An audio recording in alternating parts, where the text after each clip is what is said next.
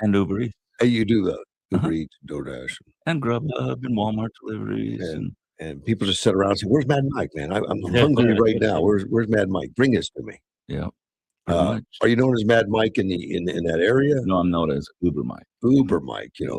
nice guy. Yeah. Yeah, take good care of you. You don't eat all the food on the way over. You don't take a slice of pizza out of the box. I'm telling you, Rearrange them all. they don't count the fries when they put them in there. And if the bag isn't stapled, You know what? We get DoorDash and Uber stuff at the shop, which kind of surprised me because I've never used it at all. Some of the staff gets it, and it comes pretty heavily sealed. Some does, yeah. Yeah, you don't. Depends on where it's coming from. It's like we don't trust you drivers or something. Mm-hmm. McDonald's is always sealed up really good. Jack in the Box now, at least one of the stores, they staple it a couple of times. Yeah, they don't want it. They don't want any questions about food tampering.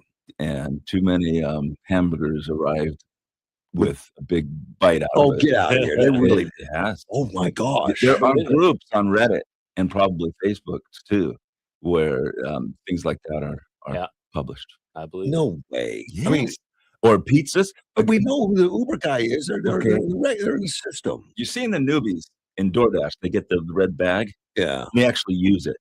And they go in to get their McDonald's order. It won't fit. Okay. So or they get their pizza and they don't have a pizza bag, which it has a handle, so it's horizontal. Right. So they store the pizza in the DoorDash bag and carry it out sideways. It's vertical. So they arrive and people open up the box and it's all the cheese on one side. So there's some holes in it. These FNGs drive me nuts. They're probably. I've been doing this almost 9 years now. Have you? Mm-hmm. And you like it though? Sure I do. I for 8 years. Yeah. That was my sole source of income. Okay. And then I got hired to sell the cars out there at Rahimi. And so you were buying cars, now you're selling them. Yeah, I'm doing both. I was actually looking at a car myself. Oh, get out of here. Yeah. Because it makes it better for DoorDash or? No, just because I've got 223 now on my Prius. 223 miles. 223,000 miles. Yeah. And it's, acting up a little bit. I've already had to replace the hybrid battery twice. Oh, really? And I've only had the car a year. The first time I just found out it was covered up when I purchased before I even worked there. They were cool about it. They knew it was going to be a problem, so they got me a replacement battery.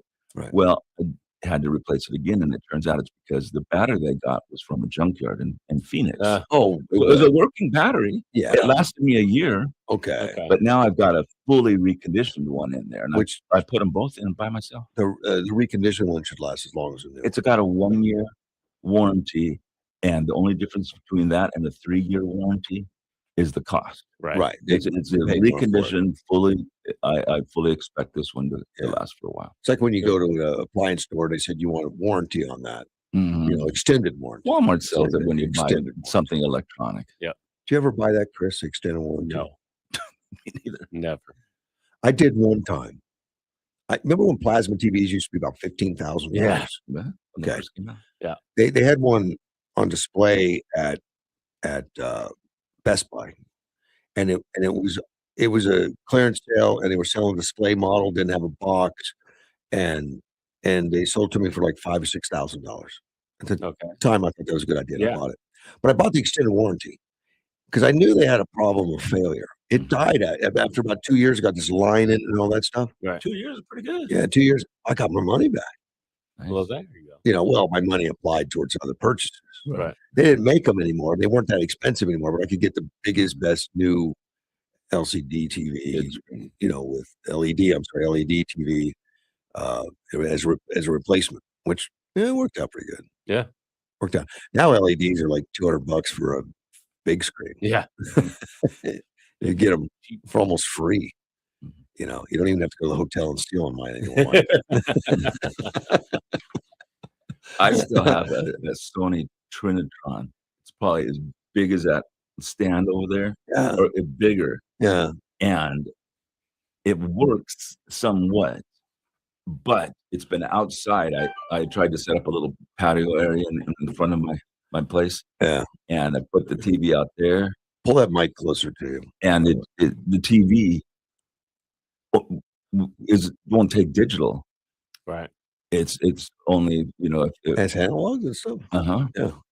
but it still works. Still works. Yeah, but it's not useful anymore. No.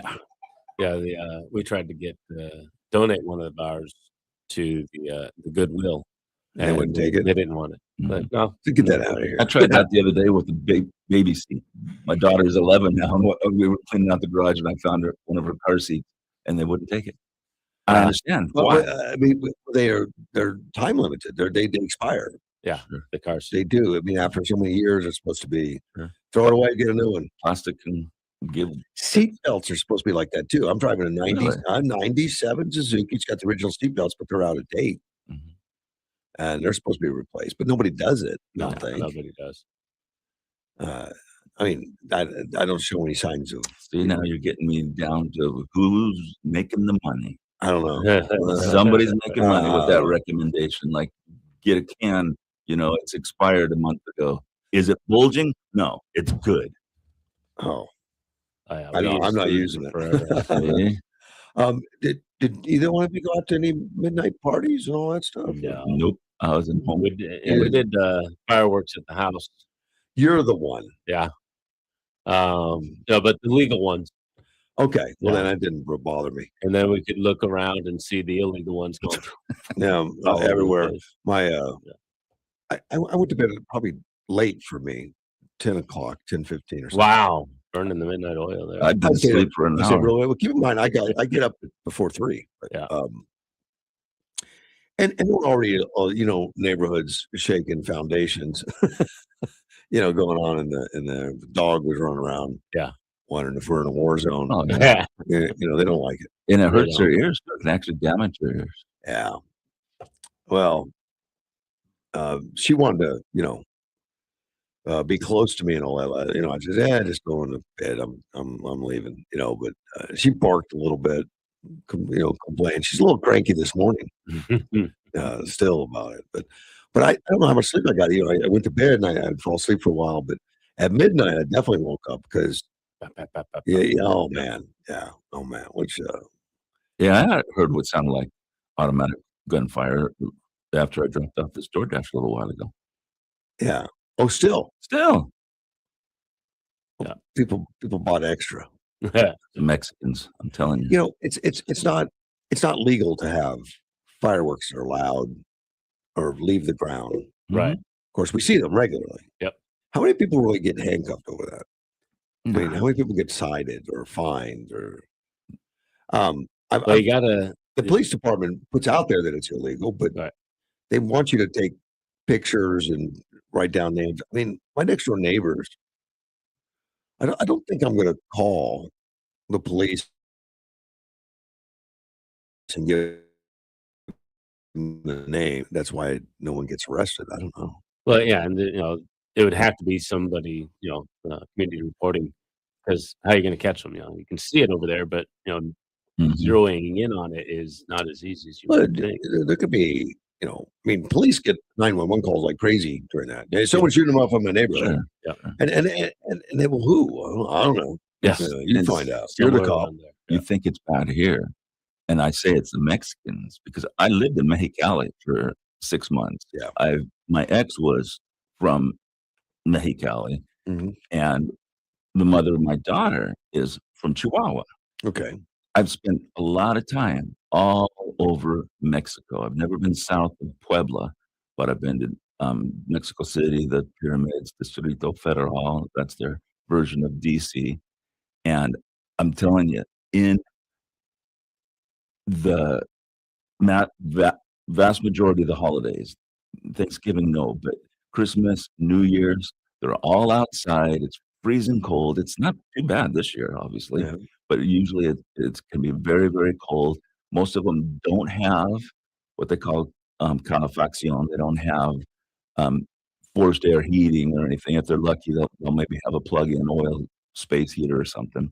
But they're outside and they're burning wood and they're shooting guns and they're blowing up fireworks, Guns and aren't the whole valley is smoke. It's just amazing. guns aren't illegal in Mexico, but they're very tough Mhm. to get. Right. And when you do get them, the rules are they pretty much don't leave your house unless you've got. And I permits. imagine it's also frowned upon in shooting them up in the air, but It does. So dangerous. Mhm. The projectile does fall, not with the same velocity as it comes out of the barrel, but it does fall and can cause injury, potentially death or something. It could cause a fatal injury, but kind of rare. But it's going to cause injury. You don't want to be hit by a bullet, Nope. even if it's falling.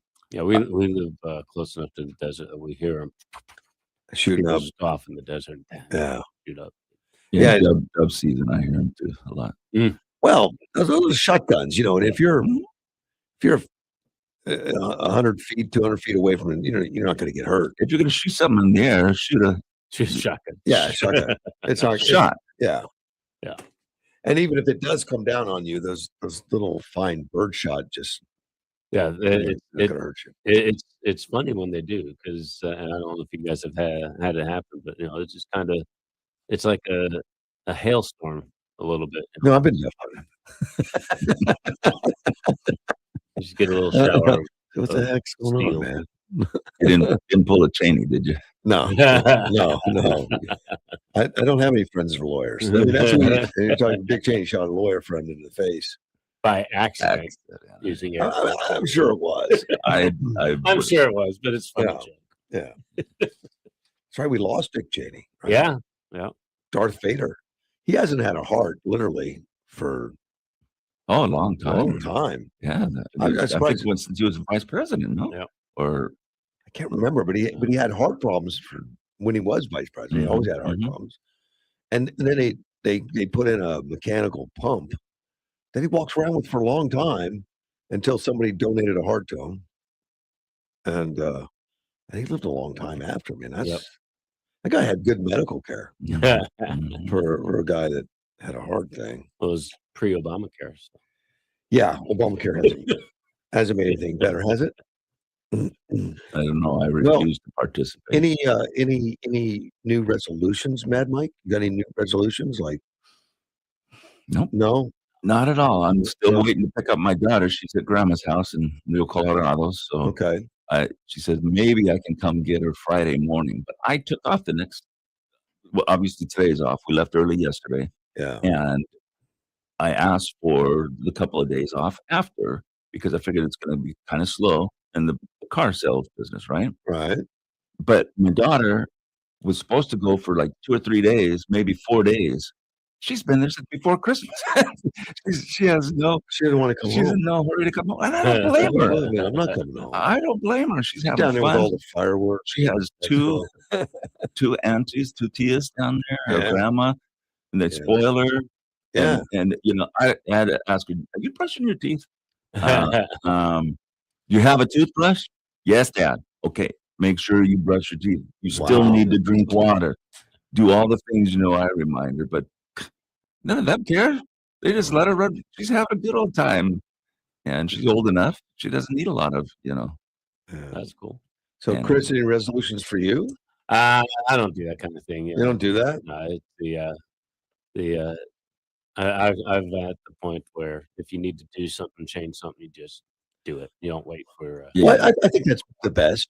I do, but I figured this year I'm going to open up a childcare service. I think I found out they're lucrative. Well, they do very well. For real, we're in desperate need of them. I read an article the other day that the number of daycares for the population is like half what it really needs to be. Okay. In desperate need of and you don't have any young children or anything, but I'm going to ask you, what do you think it would cost to have daycare watch after a 3-year-old 5 days a week while you're at work? I could actually ask, what do we think a month? Ask my kids because they have a daycare for my grandkid. But if you add it up, the number of adults you need to have present, well, you're justifying the cost. You don't even know what it costs yet. It's pricey. It is expensive. You don't know what it is. No, but it's. Mike, you have any idea? It's up there. I didn't either, but my daughter is looking around for another daycare. So she's had individual Mhm. who operates out of her house since the kid was, just a few weeks old, or a few months old, Right. watching Grayskull, and and she's in a situation now that some medical problems in the house that she might have to give up that kind of work. So she went out looking, and we're talking like $900 a month. Easy. Easily. A month. Yes. That doesn't I sound like was much. gonna throw out It doesn't? $300 a week. No. I don't even make that much. I don't Yeah. think. No, 900 a month. Well, how many hours a day are we But talking? that's $1,000 a month almost. It's Decent. $1,000 Yeah. a month. That's, Okay. if you 250 a week for how many hours? probably 40. I don't know. Yeah. Or more? People drop them off, pick them Yeah, up. drop them off, go to work, commute, Yeah, maybe have a lunch hour, come back. It's probably a good 10 hours a day. yeah.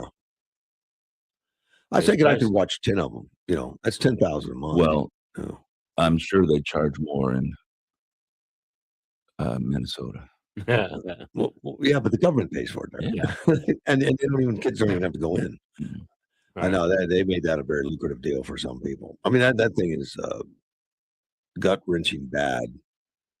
And from what I've been reading, it's been going on for a long time. Yep.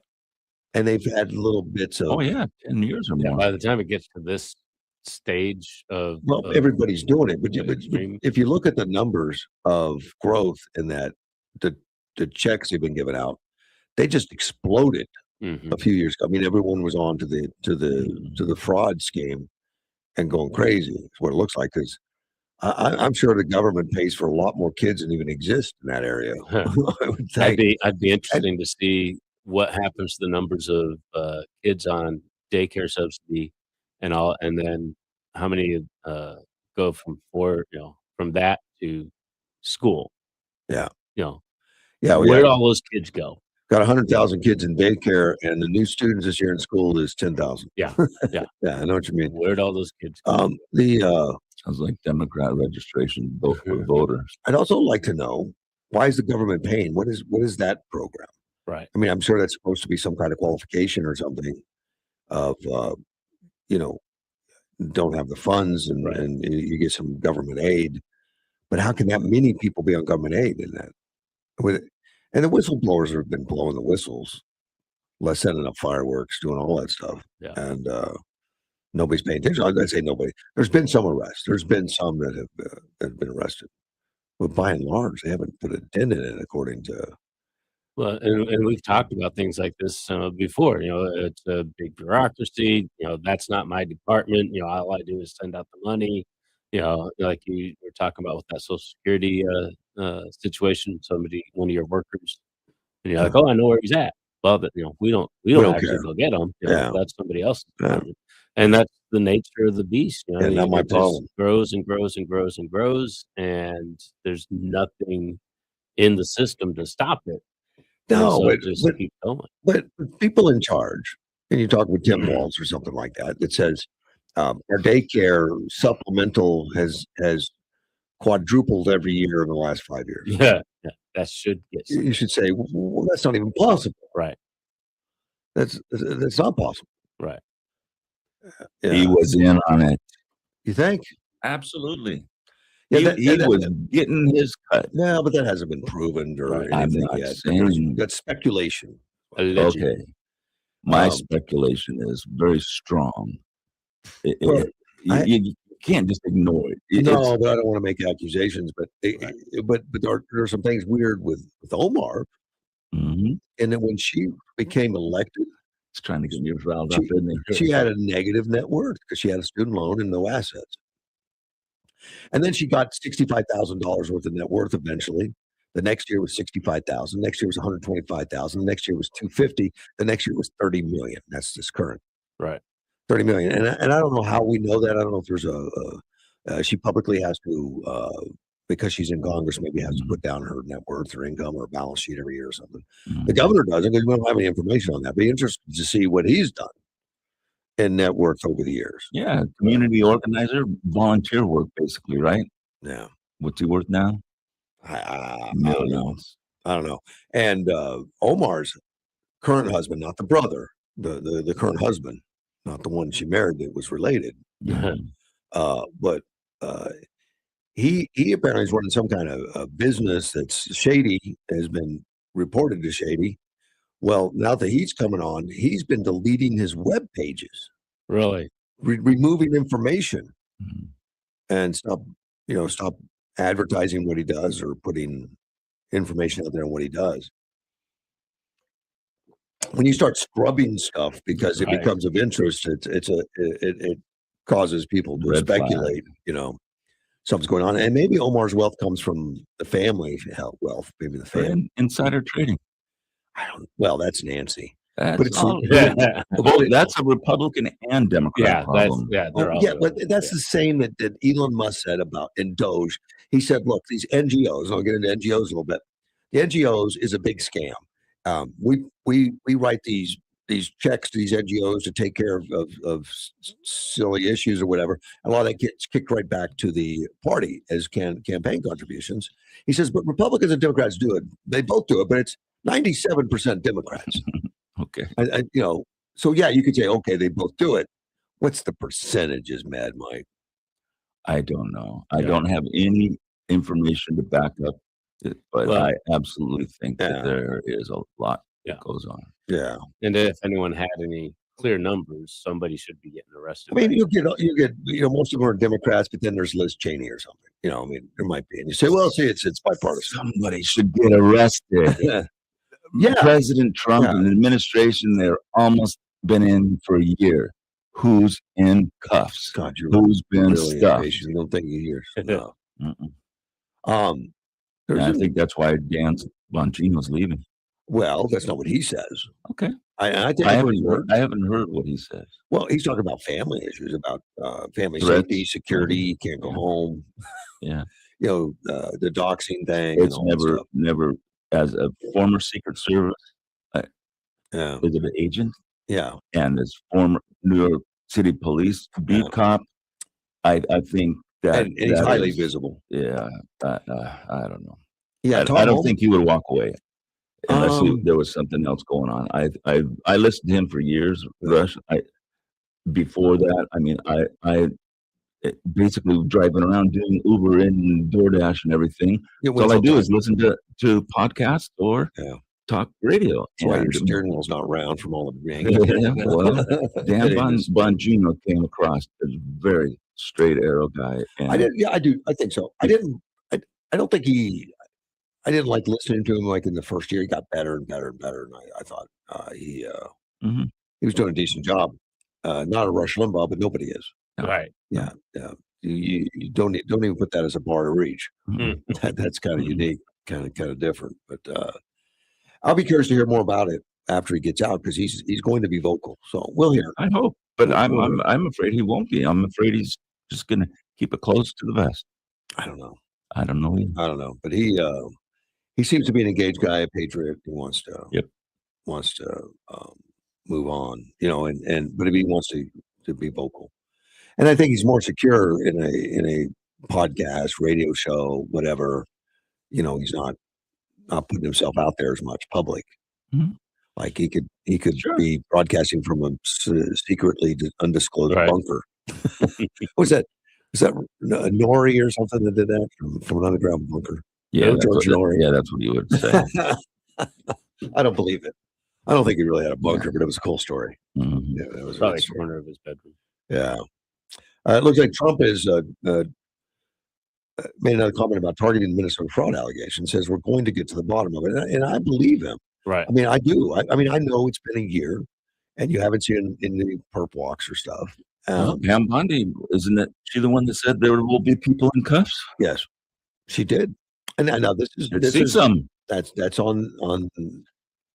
I guess it just started with the feds getting involved in that. Donald Trump says that he says, "Can you imagine they stole 18 billion?" And I think 18 billion was the total cost of the programs, not what they Yeah. stole. But that's why some people are saying 8 billion, like roughly half or 9 billion, half of it. He says that's what we're learning about. That's peanuts. And California is worse. Illinois is worse. Sadly, New York is worse, which probably potentially worse because they're so much They're huge. larger. Yeah. Minnesota is not a large populous state like California and New York. Mhm. So potentially, and you know that Ohio, Republican legislator in Ohio called federal government and says, you got to come inspect here. We've got the same problem. So maybe this stuff, and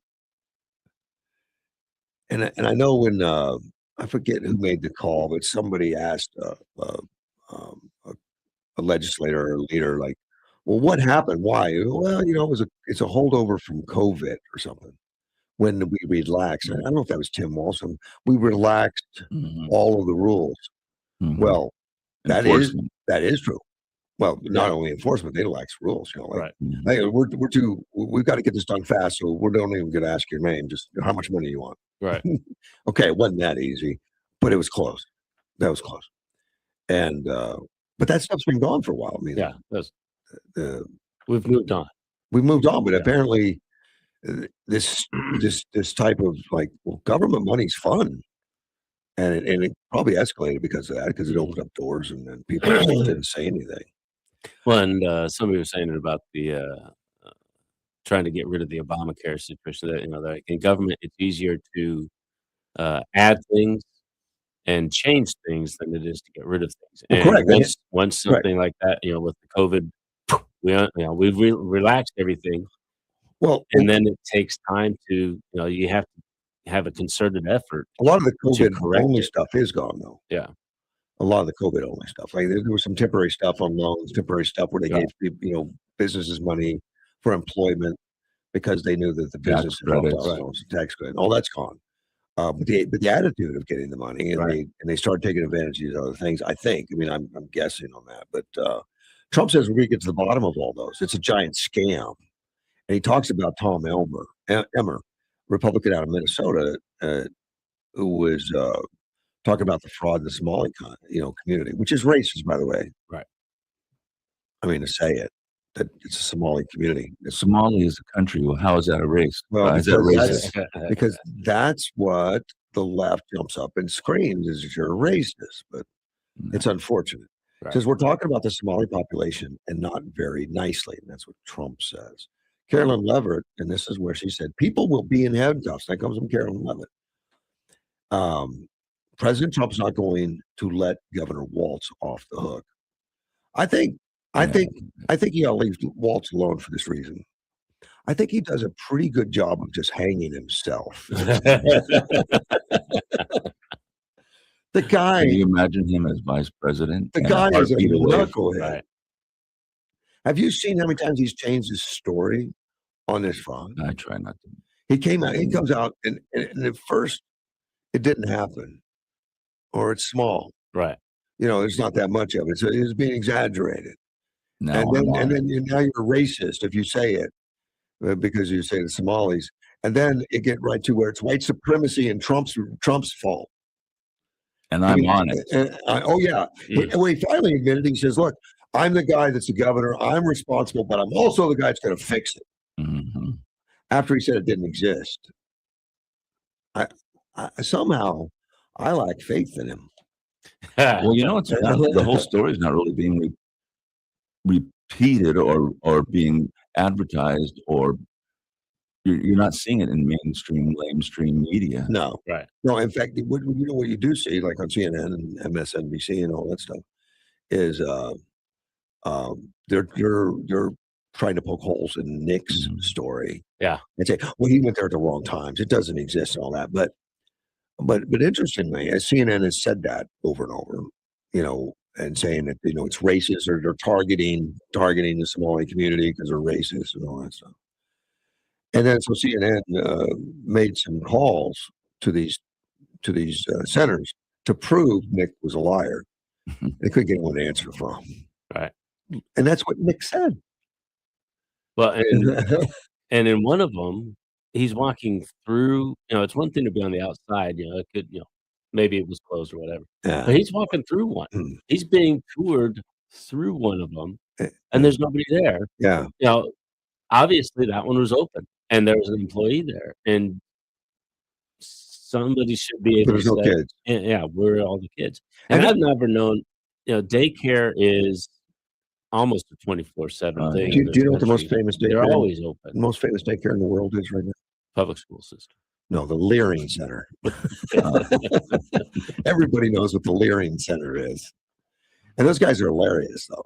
I mean, you gotta look at it and laugh a little bit. I mean, it's costing us billions, but you gotta look at it and laugh. Nick went there at 11 o'clock. Mm. So they never had any hours posted or anything posted. So the county commissioner or the commissioner, I don't know if that's a county commissioner or a commissioner that runs this organization that's government oversight, government employee. She said they were closed. Oh, that business is closed. Right. And we check all of them every 6 months, so we know they're working. And we go and inspect the tours every 6 months. That's what we have to do, which obviously she's either an apt liar on the take or something. Right. But then they put the hours up for the Leering Center, 2 p.m. to 10. That's why. And he said we didn't answer the door because doors at those learning centers or Leary centers are always locked. To prevent somebody from walking in. Hmm. Well, that's probably true. A lot of Right. them probably have locked doors. Yeah. But they have buzzers and stuff and say, who is it? Right. That kind of stuff, and cameras. This had none of that.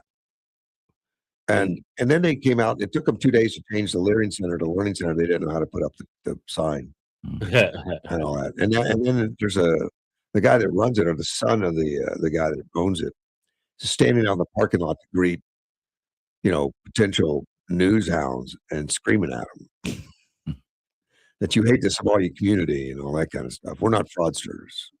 Oh yeah. The whole thing sounds like The Nixon I am not cultural. truck or something. Right. It's terrible. And I hear different numbers. I think there's been like 100 people arrested. 85 of them are Somalis. Mm-hmm. That's what I heard. That's almost 85%. Almost Right. exactly. And some of the numbers before that was more than 80%. It was higher. And we look at a population that only represents 1.5 to 2% of the entire population Of the state. of the state. And they're responsible for that, for the billions of dollars and stuff. Something's really bad. Well, and it's not so much that they're Somalis, but somebody in the community gets the idea, they tell this friend and that friend, and they get other people involved, and they're friends with other Somalis, and so it grows within that community. So it's not so much because they're Somalis. Right. It's just But maybe that's where the fraud started and grew with if it. somebody knocked on my door and said, this is a great deal, it's lucrative, and we can steal and not get caught. Right. I'd say, get out of here. Right. So there's something in the culture that says, wow, Well, that's yeah. the best thing I ever heard. Let's do that. Yeah, let's do duplicate it. Yeah. I mean, there's got to be something there in that culture that says, Well, well, even they're with, infidels anyway. We can steal from them. That's according to the Quran. yeah, there could be something like about that going on, but even that 1.2% of the population, whatever, that's still a lot of people. And we're, It's 80,000 yeah, in Minneapolis. so you're 85 is like less than 85%. 1% of those people. Oh yeah. Yeah. So it's still not like all the Somalis, but No, it no, grew no, within no, that no. community for one Yeah. reason or another, either Yeah. because it's friends talking to friends, or maybe they're coming out saying we got to get ours while we can, or And something like And that. apparently the Leering Center, who they talked to a neighborhood business, like a guy across the street or something right there, said, I thought they were closed. I didn't know that was a business. And I've never seen any kids. There's nobody in cars in the parking lot. Right. Well, amazingly, after Nick Shelley put out that thing and it went viral, some buses started coming up and dropping kids off. Mm. They started having people in the parking lot, and they asked that guy, said, man, I've never seen a car in that parking lot. That's the first time. So I think their Keystone Cop way of covering this thing is so ridiculous. Yeah. To make it look like, but CNN wants to buy it. I mean, they so much want to prove that the Trump administration is racist by sending. Oh, by the story. I thought you meant they wanted No, to you buy gotta- the Yeah, Leering that's Center. what I was waiting for You you to gotta go stay where close you to were that going mic. with Yeah, but they want the story to blow up in Trump's face, and Mhm. and Nick has been getting I guess threats and stuff, Of course. but he's still staying out there public. He's 23 years old. Guy's got guts. Yeah. You gotta respect him, and the stuff he did. Have you guys watched the film, the 42 I've minutes? seen clips of it. Yeah. I've seen the 42 minutes, and he's very respectful, and he's not like 60 Minutes that rushes in and makes any accusations or anything. He's just asking simple questions like, I got Where a are the kid that I kids? want to drop off here. What do you? No, Hmm. just he gets get out of here. They get the cops called on him. Oh yeah. Oh I didn't yeah, see that for part. harassment. Hmm. Because he said he wanted to send a kid in there. No, we can't do that. Type stuff into a daycare. Wow. So he's getting hated. Yeah, and I noticed every time they talk about him in the mainstream media, they refer to him as a self-described reporter. Right. What's the qualifications to be a non-self-described reporter? A reporter is a reporter, Yeah. and most of the ones that are in the mainstream media right now are not like They're not doing their job. degreed journalists or anything like that. They don't live by the idea of neutral reporting or anything like that. They're opinionists. That's what They've they got are. to say that about him because here's this independent kid. He's an independent Mhm. that just is a YouTube guy. Yep. And he's getting more notice than the network CNN. No, Well, yeah, and much and I like that. He seems to be the one that is opening the door to all the information investigation. Sure, he may have heard about it from somebody else. Well, the information's but been he out did there. something. The He went out and took some action and Wait, and he got a guy to investigate. walk him through it, and that Yep. guy has been a whistleblower for years talking about it, but there was nobody listening. It's not like, if a tree falls in the forest, nobody's there to hear it. No, it doesn't make a sound. Right. Well, apparently this whistleblower that's been screaming, and Nick got with him and says, well, let's put this on YouTube. Right. And all of a sudden it's got 100 million followers, Wow. which has been kind of amazing. They know what the Leering Center is in Europe. Probably in Korea too. Yeah, they think this is amazing, which I think is funny to see things grow. How long do you think before we get it all cleaned up? Oh, I don't think it will all get cleaned up. But I was gonna say I don't know that it will ever be completely cleaned up.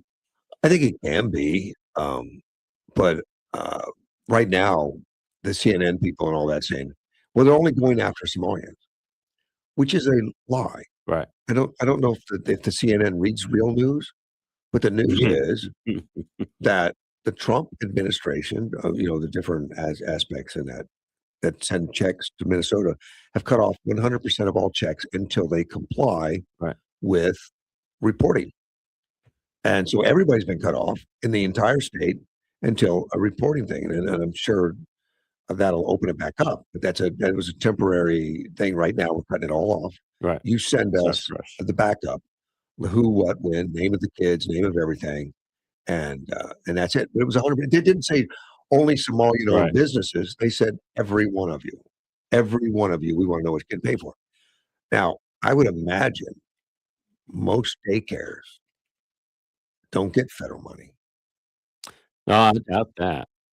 You think they all do? I think, because it's so expensive, and who needs it more than anyone is the To low a certain income. extent, that I Yeah. would imagine. I'm sure that every Okay, I'm gonna go gets some. talk to daycares in Yuma Yeah. Mhm. and find out who gets federal money. And I know some of them. I mean, some of them are friends, and I don't think they get any. But I don't know. I'm I don't betting know. they do. I've never asked the question. Let's take a phone call. You're on the air. Good morning, sir. Good morning, Ted. Happy New Year. I hear you want to talk to some daycare. Yeah. Do you run a daycare? No, but I got 17 of them listed here out of the phone book. Okay. And you will? Yeah. Well, the within 10 miles of the center of you and me. Okay. They're all local, basically. 2 of them are in California. 3 of them, I'm sorry. Uh-huh. But try this one. DES certified and everything. You ready? Yeah. 928-782-3290. I called a few. Phones just ring. Well, At this hour, This hour, yeah. It's New Not Year's this Day, hour. man. Not this hour. Jesus God, Yeah, that's man. all three of us on that one. Get a life, Ted. Well, hey, you're the news reporter. Yeah. All right. I'm not as good as Nick Shirley, but I'm gonna knock on some doors, man. These are not Al Capone people up there. Mm-hmm. They've been allowed to do that by the local government. Well, or they're partners with the local government, maybe. Yeah, sure. I don't know how you can get away with that. If the local government is saying that we send inspectors in every 6 months unannounced and we know there's kids in there, how could that be so different from what we saw on Shirley's 42-minute expose? Well, And even that's CNN good. can't get them to answer a phone. When was the last time that the fire department was in your shop checking the, fire building. extinguishers. When I called them, exactly. Oh, no, I called Well, them the day I was opening the business that before the doors open. I Yeah. called them to come in and do a cursory inspection. And the reason you want to do that is, let's say there is some violation. If you call them, they won't cite you. Right. They will give you instructions on how to mitigate it, to fix it, whatever. And that's what I did. And then there were some little things about handrails and I called OSHA and had them come in from Tucson and look at the building. And they said, you need to fix the handrails. The fire department says you need this many fire extinguishers and fix that plug and those kind of things. So I called them all and had them come in and do walkthroughs. And then they can't do anything with me. They give me a list of what we need to fix. It's rudimentary. It's simple. I give it to a Somalian contractor and have them fix it. Did you give them a fork or two? No.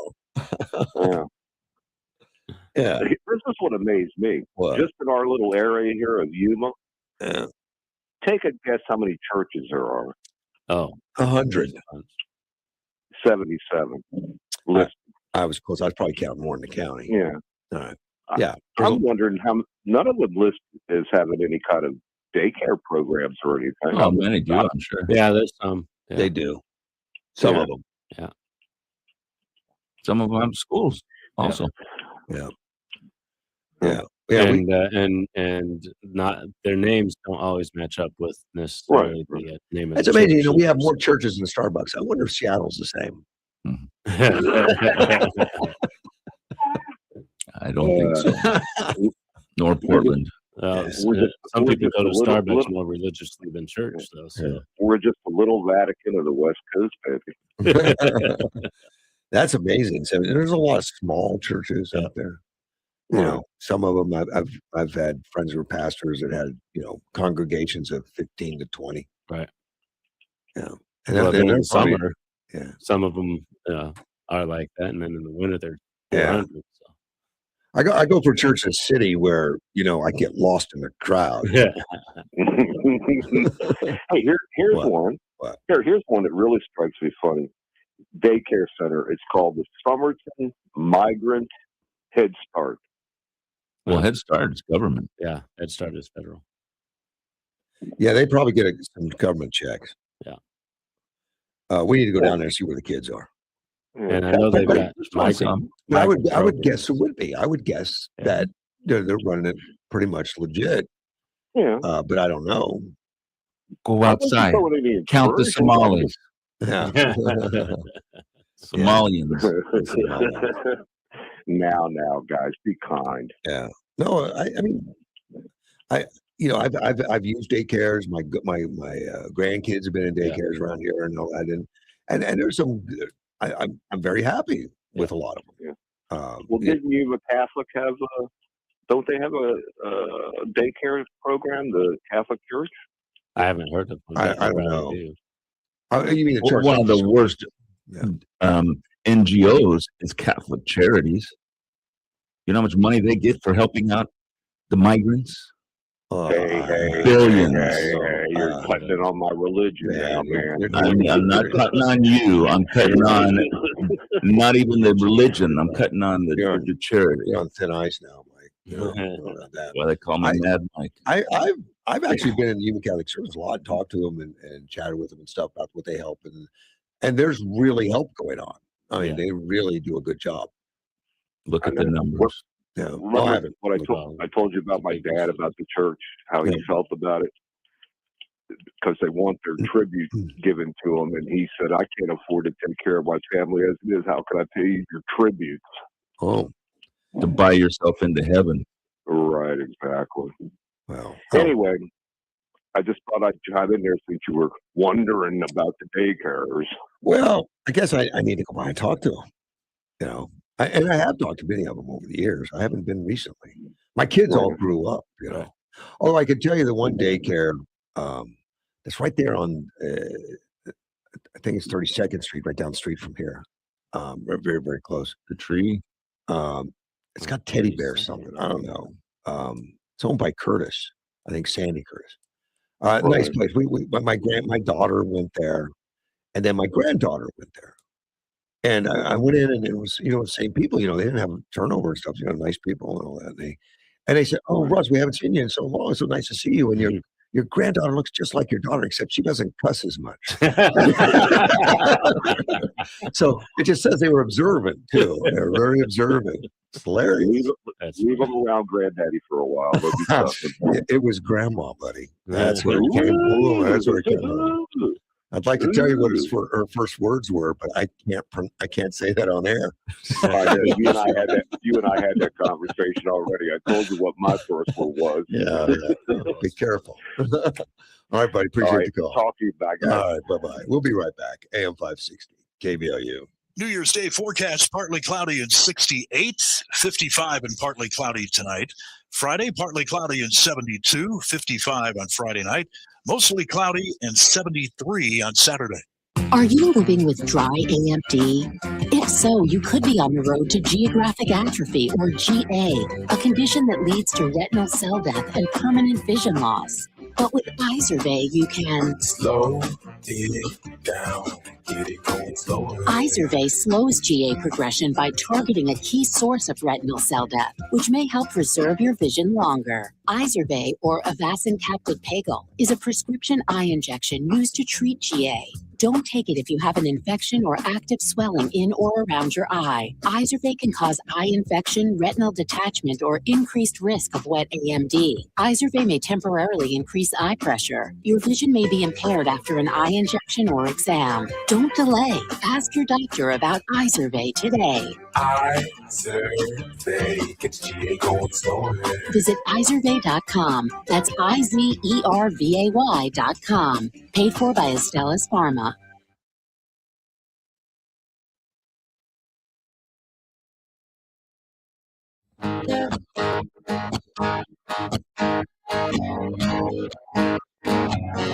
There's a man in D.C. He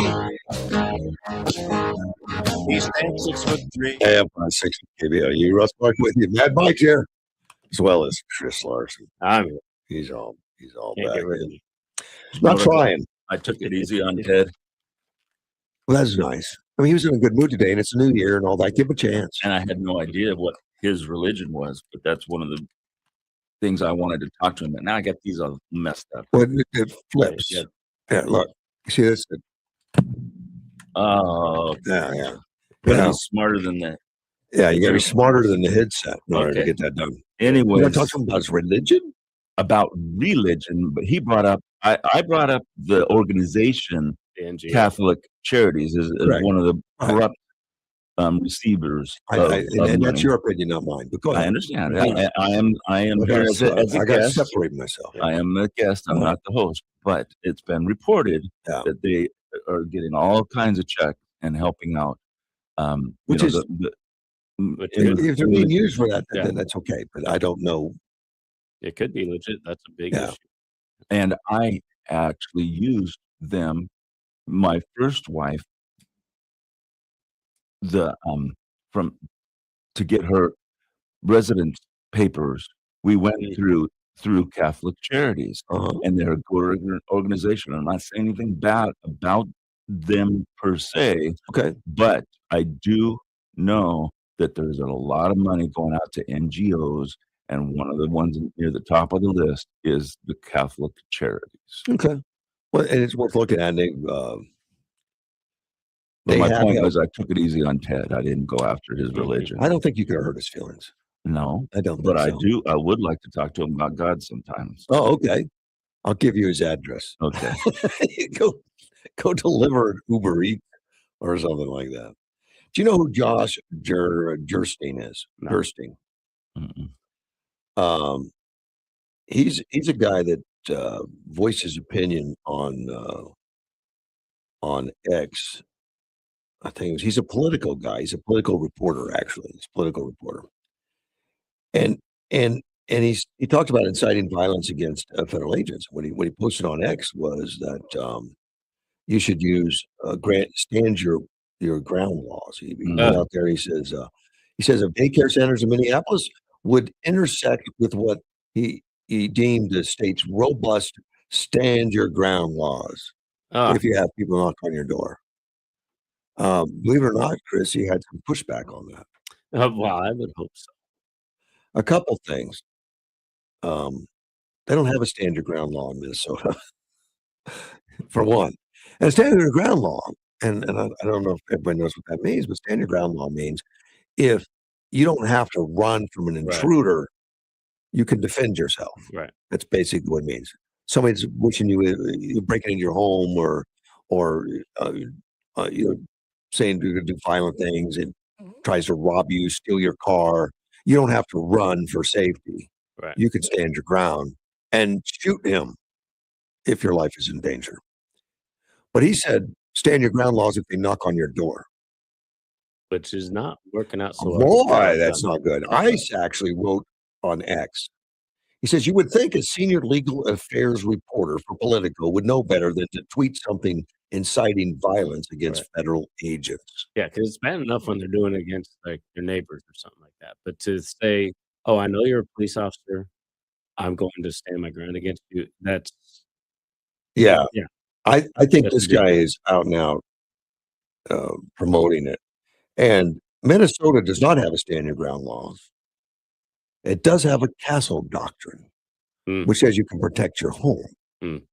But your home is usually the property that you live on, not your daycare center. Right.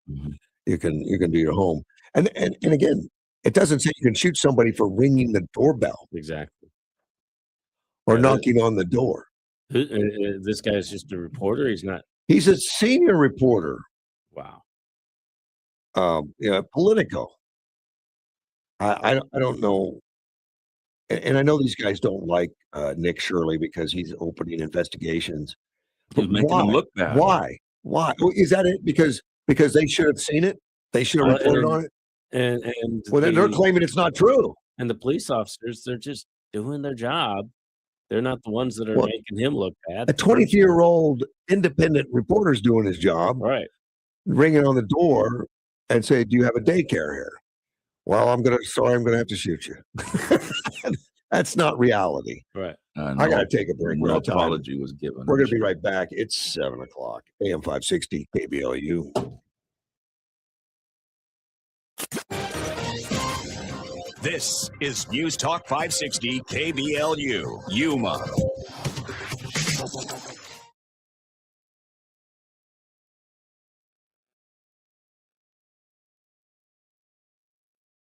New York City's Times Square for the annual ball drop, ringing in 2026, welcoming it with a rendition of Frank Sinatra's New York, New York.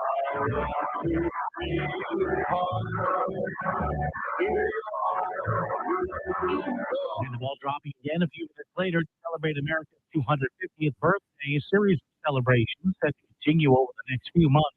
Leading up to the 4th of July, thousands also gathering all around the Washington Monument Wednesday night to just ring in 2026 and also kicking off the beginning of America 250. A birthday candle was projected onto the Washington Monument while fireworks took to the skies.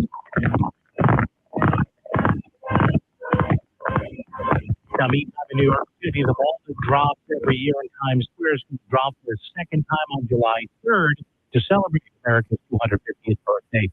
Meantime, the Trump White House continuing to gear up for America's 250th. Not only are we celebrating another trip around the son, but this country is celebrating its 250th birthday. And President Trump, before flying to his winter White House in Palm Beach, had this message. I pledge to give America the most spectacular birthday party the world has ever seen for America's 250th anniversary on July 4th next year. Already we've had 3 celebrations to commemorate the 250th birthdays, the Army, the Navy, and the United States Marines, but there is much, much more to come. The National Park Service is beginning tonight through January 5th. The Washington Monument, the nation's capital, will be illuminated every hour on the hour from 7 to 11:30 p.m. Eastern, of course. And that is Fox's Lucas Tomlinson. Americans listening to Fox News. Are you living with dry AMD? If so, you could be on the road to geographic atrophy or GA, a condition that leads to retinal cell death and permanent vision loss. But with Izervay, you can slow it down, get it going lower. Izervay slows GA progression by targeting a key source of retinal cell death, which may help preserve your vision longer. Izervay, or Avastin capsular pagol, is a prescription eye injection used to treat GA. Don't take it if you have an infection or active swelling in or around your eye. Izervay can cause eye infection, retinal detachment, or increased risk of wet AMD. Izervay may temporarily increase eye pressure. Your vision may be impaired after an eye injection or exam. Don't delay. Ask your doctor about Izervay today. Izervay, it's GA going lower. Visit Izervay.com. That's IZERVAY.com. Paid for by Astellas Pharma.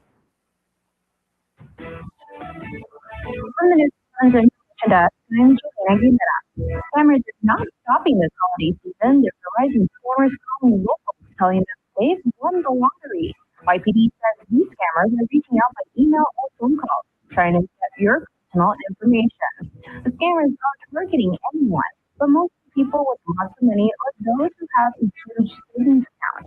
Anyone who believes they may have been targeted by a scam should report it to law enforcement. But state projections show Arizona continues to outpace national job growth, including Yuma County. The strongest job growth in Yuma County is expected in healthcare and social assistance sector. That's according to Arizona Office of Economic Opportunity. Demographic changes, particularly in aging population, are a key factor behind that growth. Catch us on the TV side on News 11 every weekday at 5, 6, and 10 p.m. for the latest local news, weather, and sports.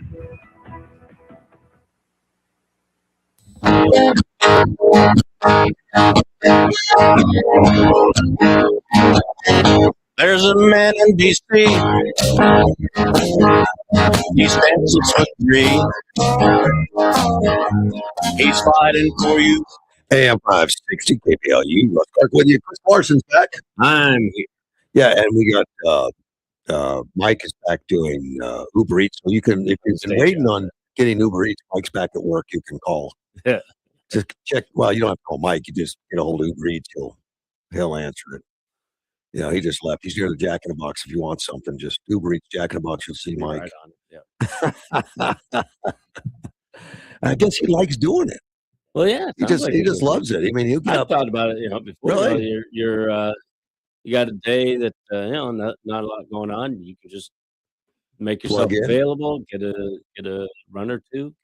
He did Uber only as for a job. Mm-hmm. It's changed though, and it has changed where it doesn't pay near as well. Well, and you really kind of have to have a nice car these days to. Well, they require your car not to be too old, and it's Right. got to be good condition, keep clean, and all that. Right. And you don't make that much anymore. Well, you get a smaller percentage. I don't guess. think anyone was expecting to get filthy wealthy. Well, but on if you're going to live on it, yeah. and apparently it's a little tough It's to a do. job. It's You'd be working at it. tough to do right now. Well, and Mike, I think But the better you are at it, the more often you get the calls and the more tips you get. I don't know how that works. I think It's on it's their all rating it's all electronic. I think the calls go out into the atmosphere, and you just got to answer it. Well, I know people that do the DoorDash, and depending on your ranking, they'll send it to you first. and you have a I didn't certain think they sent it to individuals. I thought they Yeah. just put it out there. No, they'll send it to people that are higher ranked first and give them a short short window of time to accept it. If not, then it goes to, Oh, you know, didn't others. know how it So, works. yeah, so the better you are, the higher your ranking, the more effective you are. But I know that So I've talked to it's Uber good. drivers, and sometimes they'll just see what it is and skip it. Yep. You know, they don't do it because it may be too far away. It's not the direction they want to go in town, and they wait for the right one because, you know, they'll pop up quite a bit. Right. Whatever for something to do. Mike likes the Uber now. I mean, Uber Eats, and those kind of things. He likes it better than people. Well, I hope I hope Mike is one of the good ones because I'm on the we got one of those ring doorbells, and so the community can put things on, put notifications. Daily, my food was delivered in the wrong place. My Walmart order was delivered, or I got this order from Walmart and it's not mine. Really? Yeah, daily. Daily. People are saying, "Come get your stuff from me," or "Where's my stuff?" Post office, FedEx, Uber Eats, anything that's delivering. I guess that's Mike. Let's take a phone call. You're on the I air. hope he's doing it right. I thought he probably is. Let's take a phone call. You're on the air. Oh my God! Well, this is not OG, but as soon as I walk out the door, you are spouting out so much propaganda and incorrect information. I had to call. But I told you I would. I said I hope you're the one doing it right. Yeah. Yeah. What did I get wrong? The way you solve that is you give everyone a 1-star rating that does it incorrectly, and then they're never matched to you again. And you got to get the ones that know what they're doing. And as you mentioned, Russ, I started off over 9 years ago, and I was able to support my family, mortgage payment, car payments, nice, for a long time. And then when COVID hit, I just got tired of having strangers in the car, and I just decided to switch over to food. Yeah. And now I do. Actually, DoorDash is my primary. Cool. That is my go-to. But Uber Eats still sends some good orders. Like the other morning, I woke up early. I turned on the apps. I couldn't get scheduled because I'm not one of those top ones. Now that I work a full-time job and I don't do it part-time, I'm not able to meet the requirements per se. So I switched on Uber Eats, and from home, I live just across the freeway from me, Rahimi. I had a $34 offer on Uber Eats. So typically that means it's been offered to several other people and no one has taken it. And so I figured, well, I'm up, I might as well take it. And I couldn't get on DoorDash because I didn't have the schedule. It was, this was in the middle of the night. Wow. 3 or 4 a.m. or whatever. And so I was waiting to get there because it happens quite often on Uber Eats. When they get up high like that, it's because someone goes and shows up and the restaurant is closed, or they don't, or it's a specific item that they don't have. And so instead of what the driver tends to do is just cancel it and not call in and wait on hold and explain, hey, Uber, this restaurant is closed. I know their hours. They had something come up. There's a sign in the window. So quit sending people to it. And if they don't do that, they send it to the next guy, but for more money. Now they're getting desperate. Oh, but there are. I see. Like I said, I do DoorDash, Uber Eats, Grubhub, and now Spark for the Walmart deliveries. And most of them do send to individuals first, one at a time. Except for Spark, sometimes we'll throw it out and they'll broadcast it. Say, all right, first come, first serve. No one's grabbing this. So there's different ways. Oh, well, good. Well, we were too far off base then. We got it close. No. Now, you ever made a mistake and just drop it off at the wrong house or leave something? Sure. You have? Okay. Sure. In 9 years, 4 or 5 years of doing DoorDash, and it happens more often with the Walmart deliveries because sometimes I'll pick up 3 different Walmart orders at once, and then I have 3 different drop-offs. Right. And I've done a couple wrong, and then I'll get a call. Hey, where's my milk or where's this? Oh, and the first person never complained because they got the case of diapers or whatever that I forgot. It was dog food the other day, and so I had to go back to the first place I dropped off, get the dog food, which luckily was still out on the porch, right, and take it to the other person. I left everything there, but in my head I thought the dog food went to the first drop off, and it didn't. It belonged at the second. Man, you're going to probably end up on YouTube as a porch pirate. Yeah, that's what I was just thinking. Yeah, stealing dog food. Yeah, that's where Mad Mike came from. Was my wife was telling me you should have a YouTube channel and you should share stories because there's other ones out there and a lot of them have followers, and so I kind of thought it was what being cute to call myself Mad Mike. That'd be cool. Yeah, and it wasn't just for being mad. It was, mad has different connotations, different. Yeah, you should do that. Yeah, you got all kinds of things going on. That could be another part of your give hustle. away all my secrets. There you go. Nobody's going to go to work anyway, man. I'm on a government goal. Yeah. I don't mind sharing with you because there's only a few others listening. But if I publish it, I'll do one of those Amazon 99-cent books. But when I retire, when I am done, then I'll start giving away all the secrets. But what's funny is the companies will see how the drivers will take advantage of something and they'll lock it down. And so then the drivers figure out another way to get away with stuff. And it's like playing leapfrog or hopscotch or whatever, going back and forth. But yeah, I got quite a little knowledge base here, Sport. And don't tell anybody. No, won't tell your listeners. All right, buddy. Take care. All right. Bye-bye. Bye. I knew he'd call. Yeah. Well, I like the way he describes it. It's like that's how a job should be. Somebody who's hustling, getting the job done. They're getting more orders. They're getting higher pay. They're somebody's willing to work the middle of the night is getting the runs and making their money.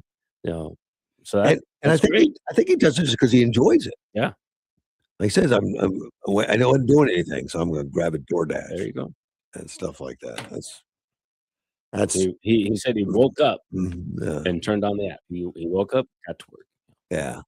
See what's going on out there. But I don't think a lot of people know we have. I think they know more about DoorDash than like Uber. Not a lot of people think you was too small. I've heard that before. You was too small to have Uber. I said, are you kidding me? Right. Of course we got Uber. Yeah.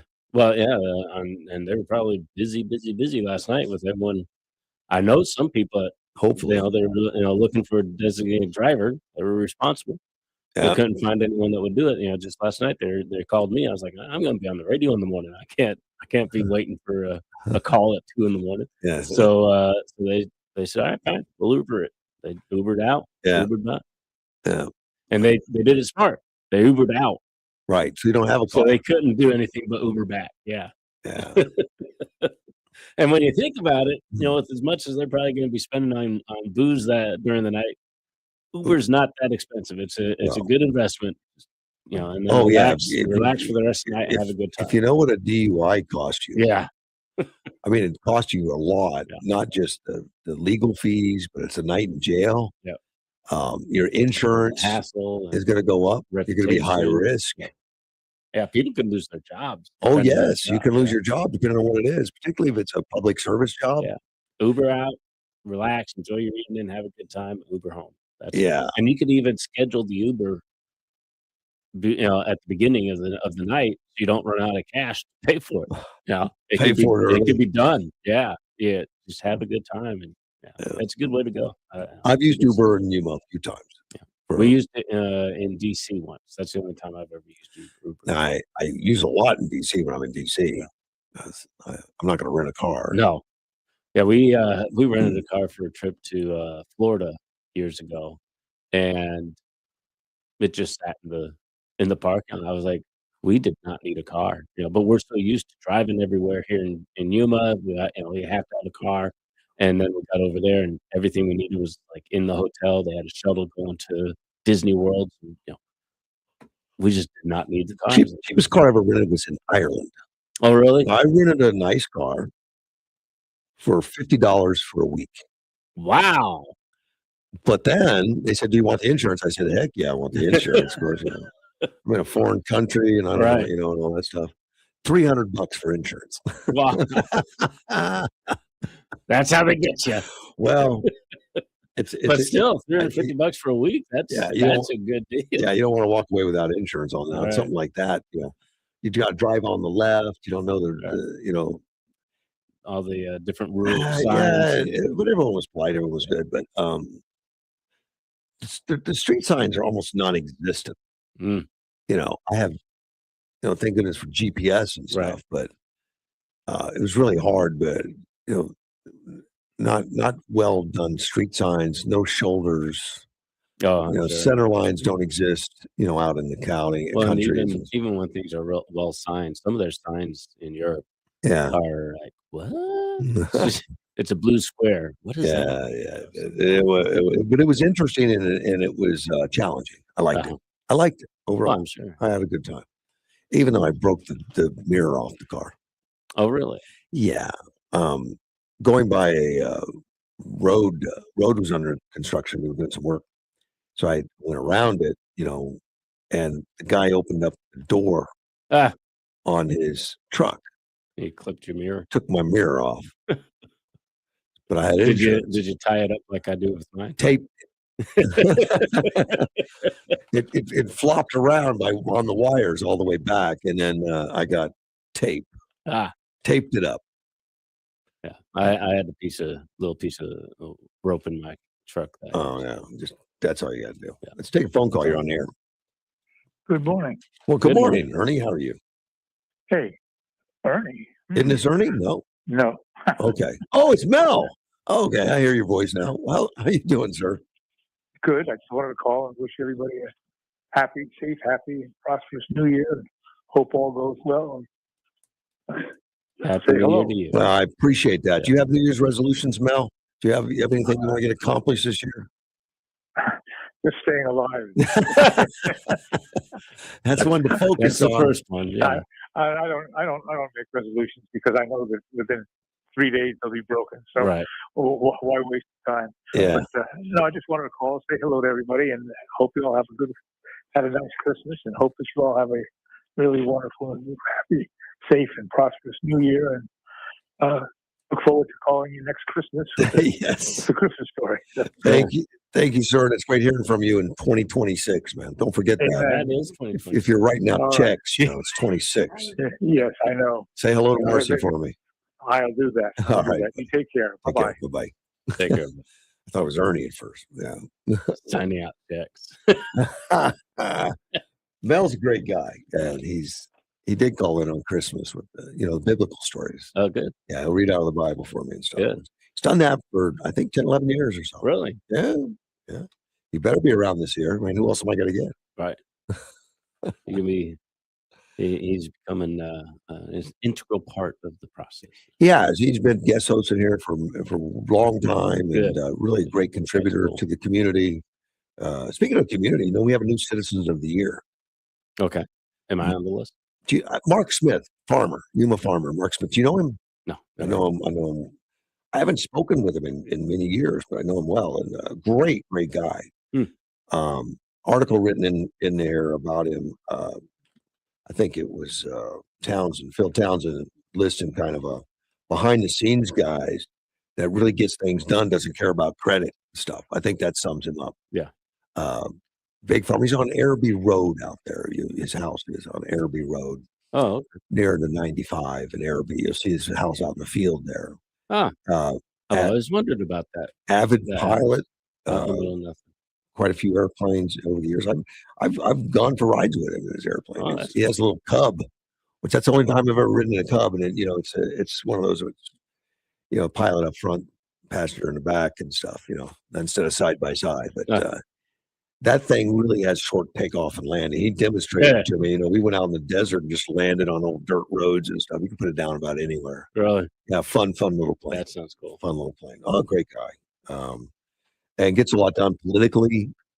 He was friends with John Kyle a lot, and I like people that do things without credit. he does. That's fantastic. He does. What a great choice for Citizens of the Year. And I've only been in Yuma since '95, but I've known him since then pretty much, because one of the first things I did was join a Chamber of Commerce leadership conference thing, which we went around Yuma to different areas to get an understanding of the city.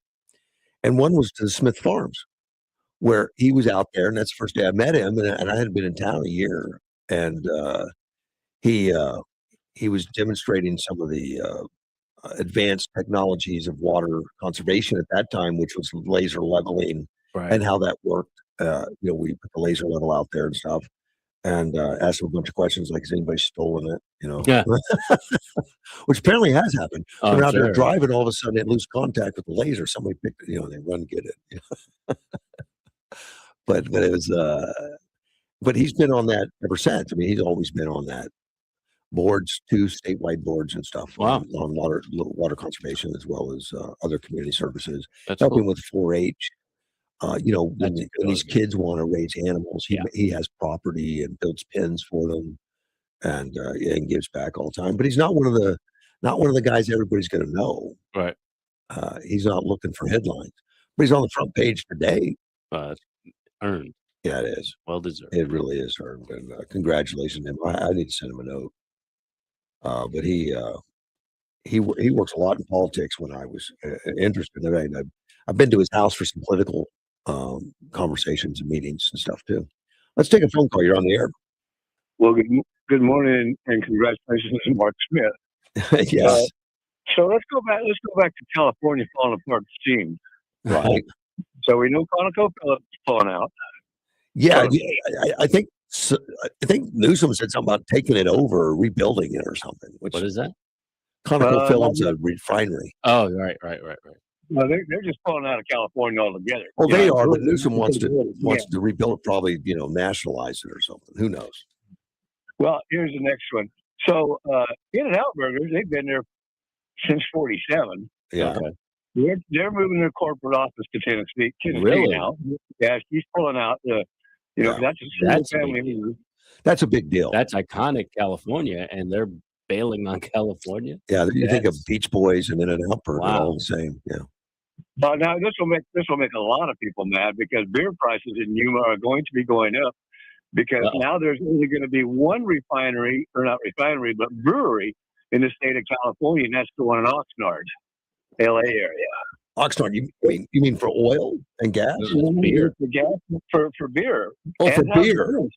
Well, we don't care about that. I'm saying there's going to be a lot of people mad because, price of beer is going to go up, because now they only have one brewery in the state of California. But who cares? I mean, we don't buy our beer from California. What brewery is it? Anheuser-Busch and Budweiser. Oh, no, you're going to get a shortage of Bud Light, Andy. You're going to fall apart. No, he says that's the one that is still there. Yeah, it doesn't matter. You can't drink that much anymore anyways. You can't afford it in multiple directions and ways. They've shut down two other breweries that I know of. One up by San Francisco. That's the one they're closing down like any day now. And that hurts the farmers. That hurts the citizens. They're gonna pay to transfer all their employees all over anywhere they want to go. Wait a minute. How's that hurt the farmers to shut down a brewery? What do you have to have to make beer? All the grain stuff. Yeah. Grain, they buy grain. I know. Okay. Now here's the next thing. It hurts the dairy in that area, and it's up by San Francisco. And you say, why does it hurt the dairy? Because that is a high protein food that they feed the cattle and the pork industry up there. And that's a lot of stuff. Every day they got semi-loads going out of there. Yeah. Oh. Okay. So now we got truck drivers that don't have a job. We have employees that are going to get transferred out of the state, or probably going. Yeah. And then you got the farmers that are going to get hurt. Now they're going to have to import their grain from somewhere else, or whatever the mash is they're using, and the hog farmers and everything else. So it disrupts a whole entire, like they said, 3 counties are going to be hurt real bad by it. Plus the income, because the water they get out of the lake they built this special aqueduct for Anheuser-Busch years ago, and Anheuser-Busch they used 30% of the water that came out of this aqueduct from the lake because it was a clean spring lake. Yeah. Now the price of water is going to go up in 3 counties because they can't afford to keep the system up without the Anheuser-Busch paying the price.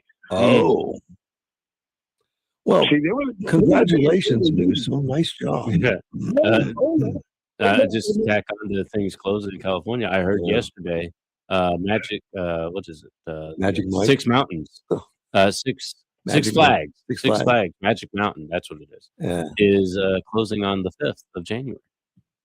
Yeah, that's another one. Yeah. There are so many things that are closing because they got to get away from the high taxes and higher insurance rates because of where they're at there in California. And the liability factor is even higher there than anywhere else in the country. I mean, I'm waiting for Trump to go ahead and build the wall right on the other side of the Colorado River, all the way up. Yeah. I mean, I'm not worried. I'm not worried about the Hispanics coming across anymore, or people from Bolivia or wherever they're coming from. I'm more concerned about the flood of Californians coming over here. That's the concern. Yeah, real. Yeah, because we have no room for them right now as it stands. Yeah. Well, even the soft Republicans running out of California, the Republicans are going to be a little bit softer just because they've been with the Democrats so long. So, well, I have a friend of mine. He lives at Lake Arrowhead. Real nice guy, a lot of money, and he has purchased a small piece of property in Yuma. He's changed all of his equipment over to Arizona licenses. He's got an Arizona driver's license now, and he's moving out of Lake Arrowhead. He says, "I'll probably lose $1 million on the property when I sell, but I've got to get out of here because they're killing me." Yep. And he's retiring now, and he says, "Nope. I'm going to be living in Arizona. No more California." The governor over there and all the new laws, they're just making it harder and harder for anybody to get anything done. So, and this is a daily deal. I catch the news early in the morning like you do, Russ. And I go to a different channel than you. But the best thing was I saw the Anheuser-Busch deal on YouTube. Oh. It's the first I've heard of it. I didn't know.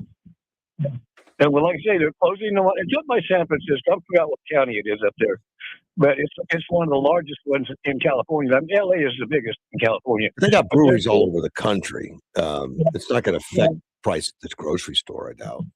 No, they're talking about it already.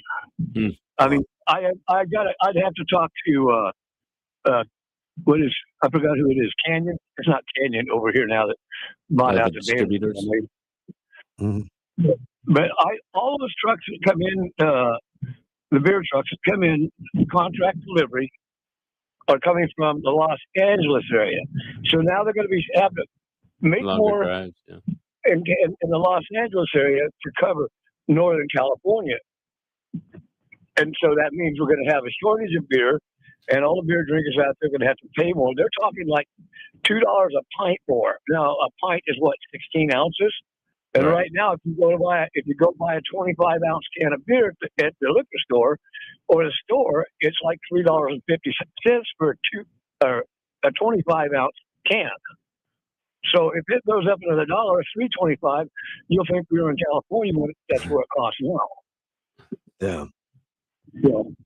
Welcome to my country as soon as these guys move. But come on, drive on by to Texas, will you? Thank you, man. See you later. Be good. And Andy this morning, which is nice. Some of the previous person of the year type stuff, citizen of the year. Howard Blitz was 24 last year, and we all know Howard Blitz. What do you mean he was 24? He was citizen of the year for 24 last year. Oh, okay. Mark Smith is 25. Just got okay. Yeah, Howard's a good guy. Then Russ and Janet Jones before that, Ron Jones before that, Paul Ivancho, fireman, Phil Townsend, Debbie Gwynn, Danny Bryant. All good people. It goes back to 1947. Oh, really? Does that have the whole list?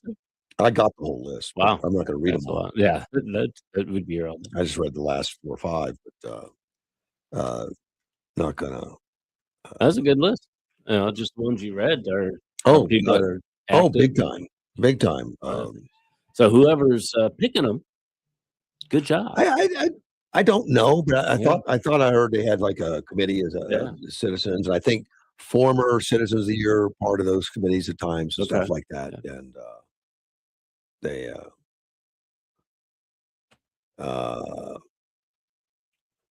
one of my listeners says beer processing is a water intensive industry. It is. It is. Yeah. But it's worth it. If you're into beer.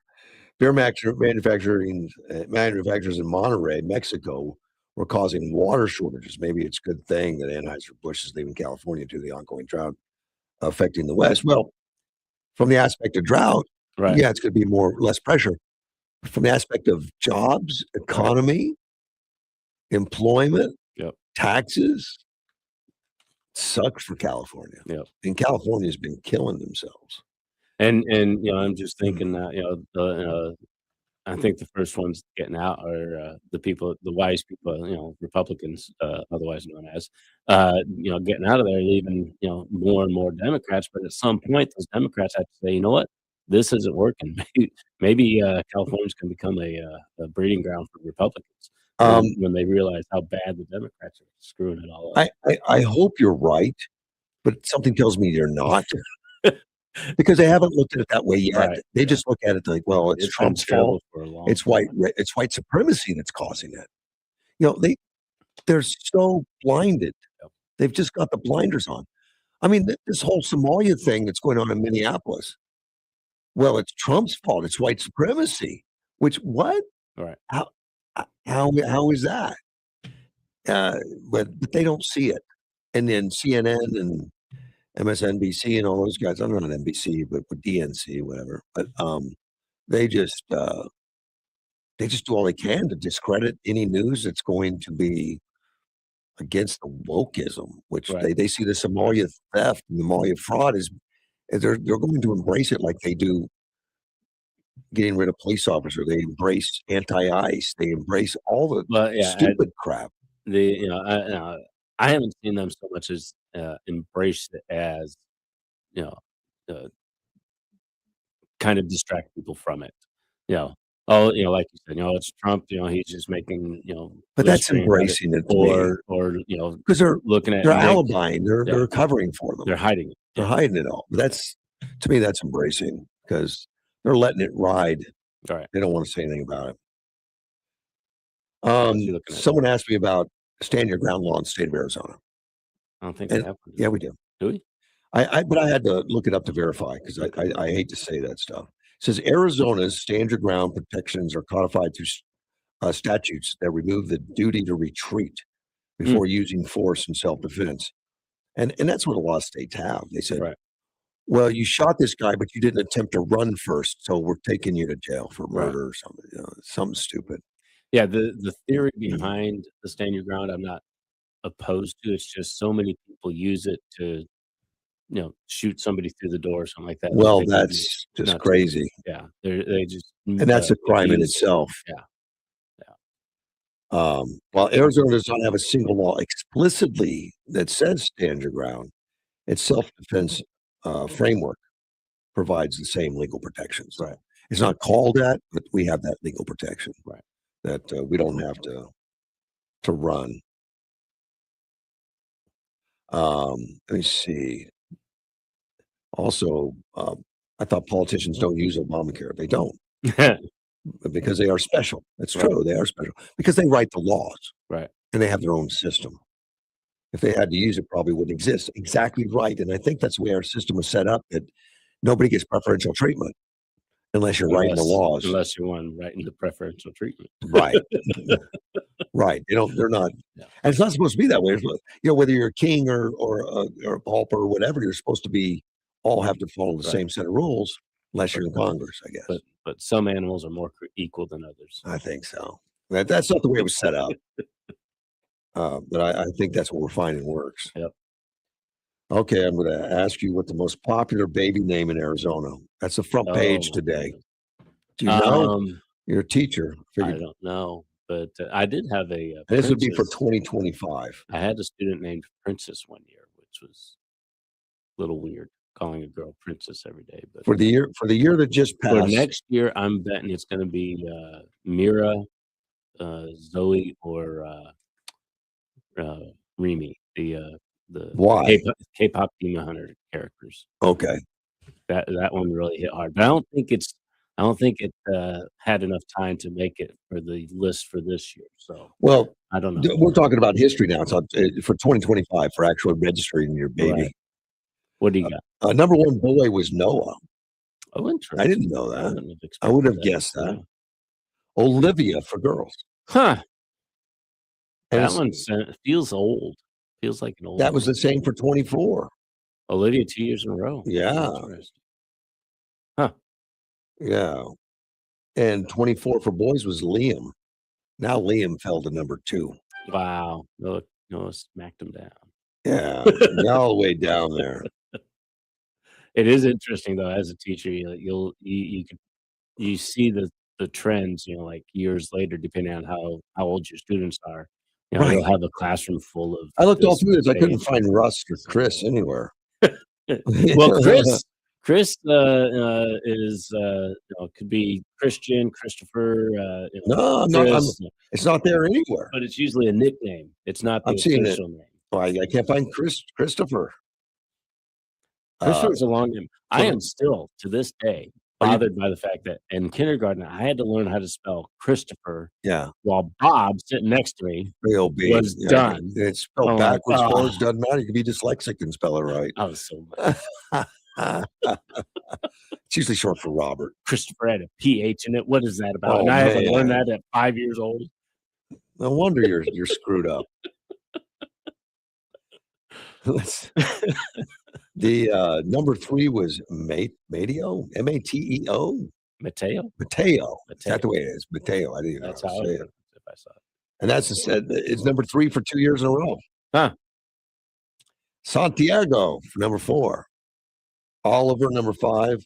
Elias and then Elijah. Theodore number 8 and Sebastian number 9. Theodore. That's Theodore. Wow. I would not think that was a popular name anymore. Yeah, it was number 9. Huh. Ted. Now it doesn't even show up. I mean, it didn't show up in the past. I don't think it's new. I wonder why. Yeah. Did the Alvins have a surge And or something? Sebastian, Ezra. So That was all the boy names. What'd you have for the girls? see, back in 1975, number 1 was Michael because of Michael Jackson. Probably. That's a common name. Yeah. I don't know. 1975. I don't know if he would have been popular enough to. Maybe not. He was in Jackson 5 at he that was time. number- Maybe.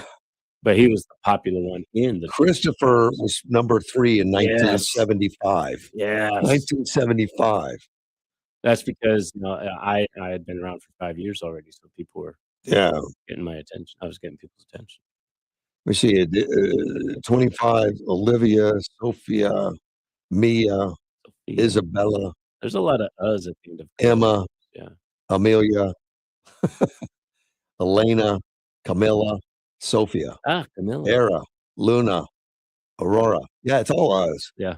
The heck? Why is that? I don't know, but when I like to play around with the idea of making It's writing fiction novels and all stuff. under the A's. And I always when I make up character names. Is that when you ask a it's girl a her name? She goes, female's I don't know. ends in A. Ends in A.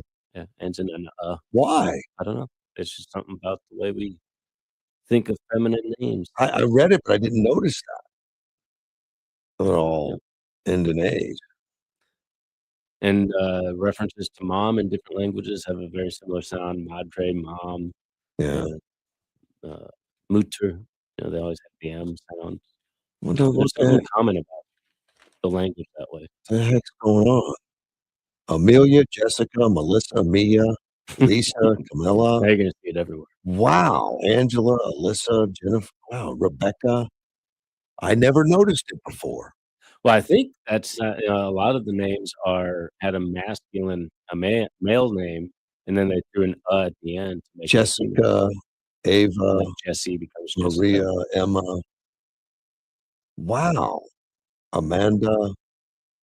This is gonna be the rest of the show. You just leave I your just, girls. I don't know how I never noticed that. I looked at it and I'm like, well, you stating the obvious, but I didn't see it. I didn't notice all the A's. That's funny. San Luis police catch a suspect that was checking cars to see if they were locked. Oh, well, he's performing a public service.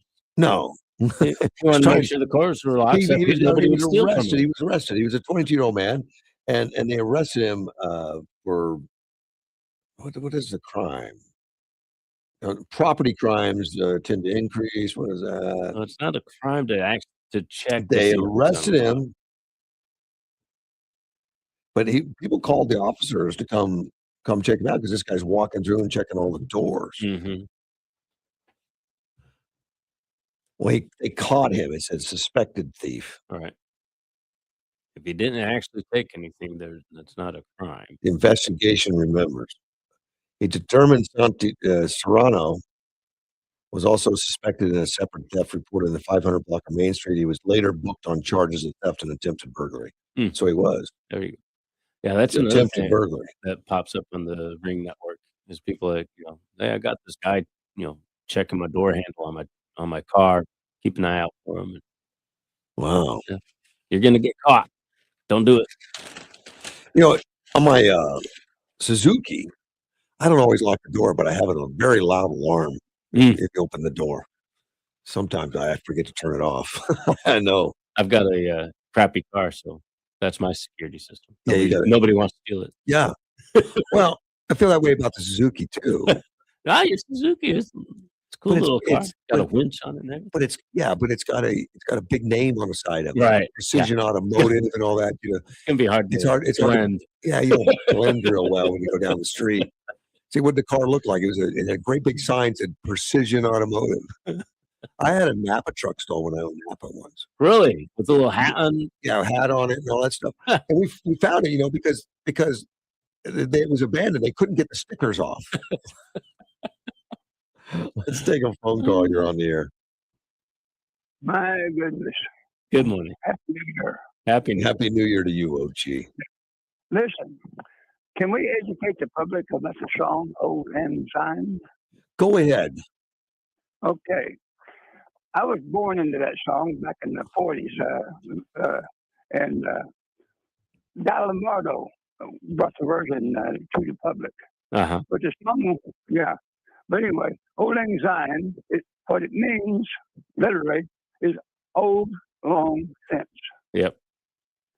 And it's not a festive greeting either, but it's a summons to honor lost times, is what the song is about. You honor friendships and past selves. Should we let go of old friends? That's what you're asking in the song. Should we let go of old friends? Old Lang Syne is not a greeting. It is a reckoning with memory to honor what's been lost. Every verse in this song lands like a pulse, a heartbeat. You can't ignore it, even if you want to. As my host, Robert Burns, that's the author's name, Robert Burns wrote the song in the 1700s. Oh, wow. Yeah, the song made it to U.S. shores in the 19th century. That would be the 1800s. Right. And Calamardo made it famous in I'd say about 1947. But anyway, it was in this country that shaped Old Lang Syne's song. The world where every ending it needed a song. That's what this country was. Right. World War II, World War I, all these military songs that we wrote, all that tragedy needed a happy song, needed a song to end it. And number three, there's three artists that I really want people to kind of look them up if they will. I think they're the best versions. Dalamardo is the number one. Rod Stewart did one in Scotland. Yes, he did. Live at Stirling Castle. That was in 2012. And that thing played a lot around the world. Rod Stewart's version is. Now, the one that I liked the most was the one that I told you about this morning. Uh-huh. But, yeah. It was about the snake charmer. And she plays a saxophone. I'm sorry. bagpipes and old anxiety on bagpipes. And you got to hear that thing. Boy, that thing's it's a heart jerker. Yeah, I'm sure. Yeah. But anyway, that's all I've got to say about old anxiety. But I hope these companies that moved out of Chicago are enjoying it and want to have a great year starting this year. I really do. I agree with you. Yeah. Yeah. Yeah. Because Boeing, left Chicago and went to Virginia during the process. Now, I want people to understand to move a corporation as big as Boeing, that's got to cost billions of dollars. Yep. And that is how bad they need to get out of Chicago. And these are white people's companies now, not black, not Latino. These are black. I want white companies. I want people to understand who you're warring against. You're warring against the people that brought you food and bread and water is what you're doing. But anyway, Boeing left Virginia, Caterpillar scooted it, and that's another $1 billion company. They went to Texas. Yeah. And then Stillville, I don't know where they went, but they went somewhere. They left Chicago, though. And Tyson Foods, they went to Kansas. And Morton Salt was in Chicago and was based. They're gone. And they left all of these companies left in 2025 under Trump. Because they want to go to some place that don't have capital gains and places where taxes low. And there's a history on capital gains. Do you know in 1968 the capital gains tax was like 52%? Oh wow, really? Yeah, that was under LBJ. That's why I despise that piece of crap. Yeah, 52% capital gains taxes in 1968. Remember, that's when he got heavy. The 68th offensive in Vietnam. LBJ spent $1 billion a day for 10 years. He wasn't in office 10 years, but he caused the war to go for 10 years, and he spent $1 billion a day on that sucker. That's $20 billion. That's like, remember I said in '69 we had a national debt of like $369 billion. Right. Okay, well 10 years, $1 billion a day. Boy, that's a chunk of change. But anyway, people, we got a war going on. The blue states are actually communist controlled states. They don't have to secede, but that's where the federal government, our federal government, and your tax money is being spent warring, and those people are attacking ICE, which is trying to deport 53 million foreign residents. That's what we got in this country. That is not American culture being displayed. They got kids that are in schools that have destroyed your schools, and they're destroying your educational system because it tears your kids, the teacher's attention away from your child to try to convey some kind of education to people that don't even speak our language. Yeah. So we need this country to have a rest period. So I hope the deportations will succeed because this country desperately needs a rest period for us. It really does. They do. I'm talking about a rest period for assimilation. That's here. It's left here. But we don't need to continue. I'm 84 years old, and it has been strife in this country since LBJ and Kennedy got killed. But when Kennedy knocked down Alcatraz, as I told you, was a symbol of law and order worldwide because I was military police in Germany. And I was going with a German officer, and he goes, they just closed law and order's symbol. I said, what the hell are you talking about? Because now I'm 19 years old. Yeah, I said, what the hell are you talking about? He said, Alcatraz. Well, I've never heard of it. But he called it the world's symbol of law and order, is what that German policeman called it. So it was, and ever since then, if you notice, crime has gone through the roof ever since JFK closed it, when he shut it down. And he did it on purpose because he knew what it was. See, what Alcatraz was, folks. You didn't go, it wasn't for civilians that just messed up. They didn't sentence you there. They put you in a regular prison. But if you messed up in prison, you got transferred to Alcatraz. That's what it was. And that's why it was a model of law and order, because the baddest were put in Alcatraz. And we don't have that system anymore. And we need it. And Trump wanted to bring it back. So I hope he borrows no expense and knock it down and build it better than ever in Alcatraz and fly the American flag on top of it and put law and order somewhere around there, Because we really need it. Let's look at the crime we got and the murders we got in 10 of our largest cities. And they're all controlled by Democrats, by the way.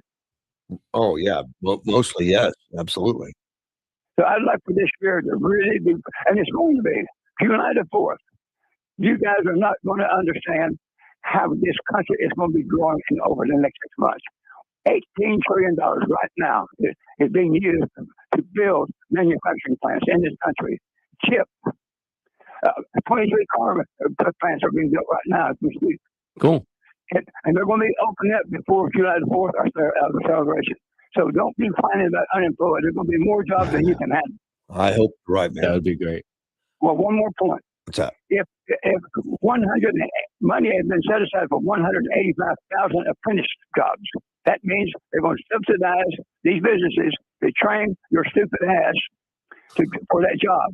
And you don't have to go to college. Everyone is not engineered and designed to go to college. That's true. Right now, in Massachusetts, right now, the biggest schools are the blue collar apprentice jobs. That's what's going on in Massachusetts. High tech. It's not law and learning medicine, but it's for blue collar businesses. That's what's really setting Massachusetts on fire right now, and getting it on. And that's a good state, by the way. But Trump's agenda has affected Massachusetts in that respect. Anyway, Happy New Year, everybody. Thank you, sir. Be good, man. Bye-bye.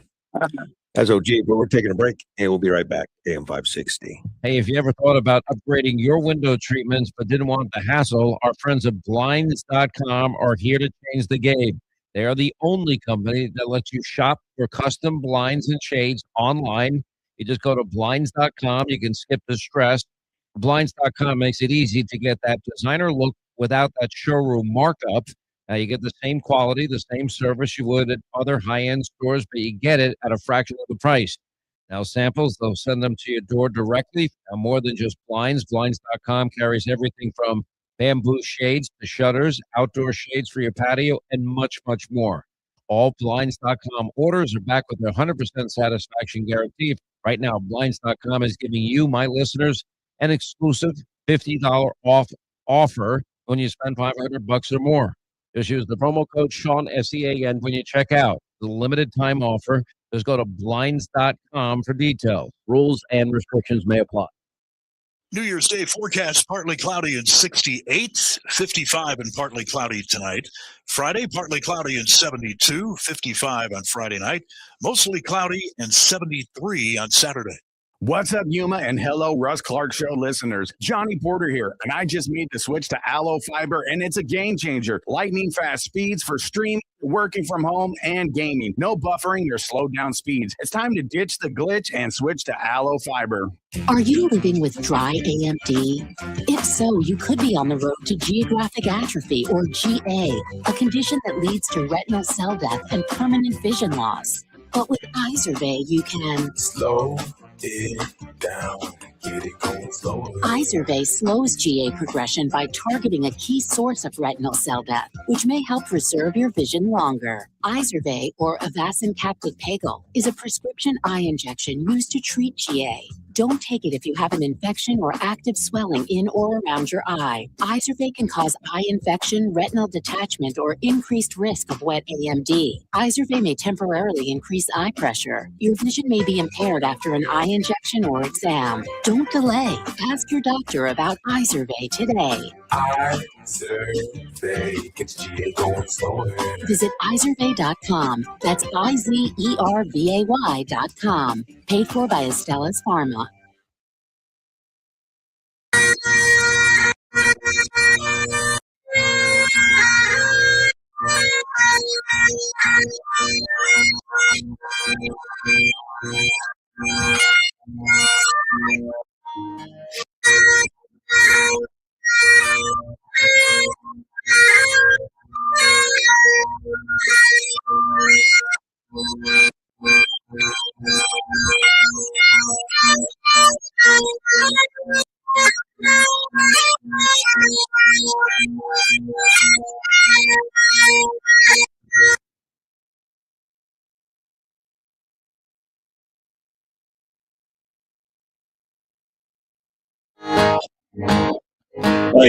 Steve, you report with you. Chris is here. I'm here. Yeah, I played with it. I on bagpipes. I didn't play it on bagpipes. I had it played. Yeah. I don't own an instrument. Or the skill. No. I think both are true. Both are true.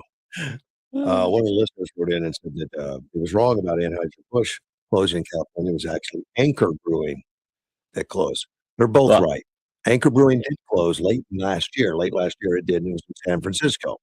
What Andy was reporting is Anheuser-Busch is closing now in early 26. Right. One of the last ones. Yeah. So they're But the article because I did some Googling too, is said that they're going to modernize and consolidate operations. Well, that's what they always say. Yeah. But they did say some people are going to need to be finding new work. Yeah, it's like 38. Let's take a phone call. You're on the air. Hey, Russ.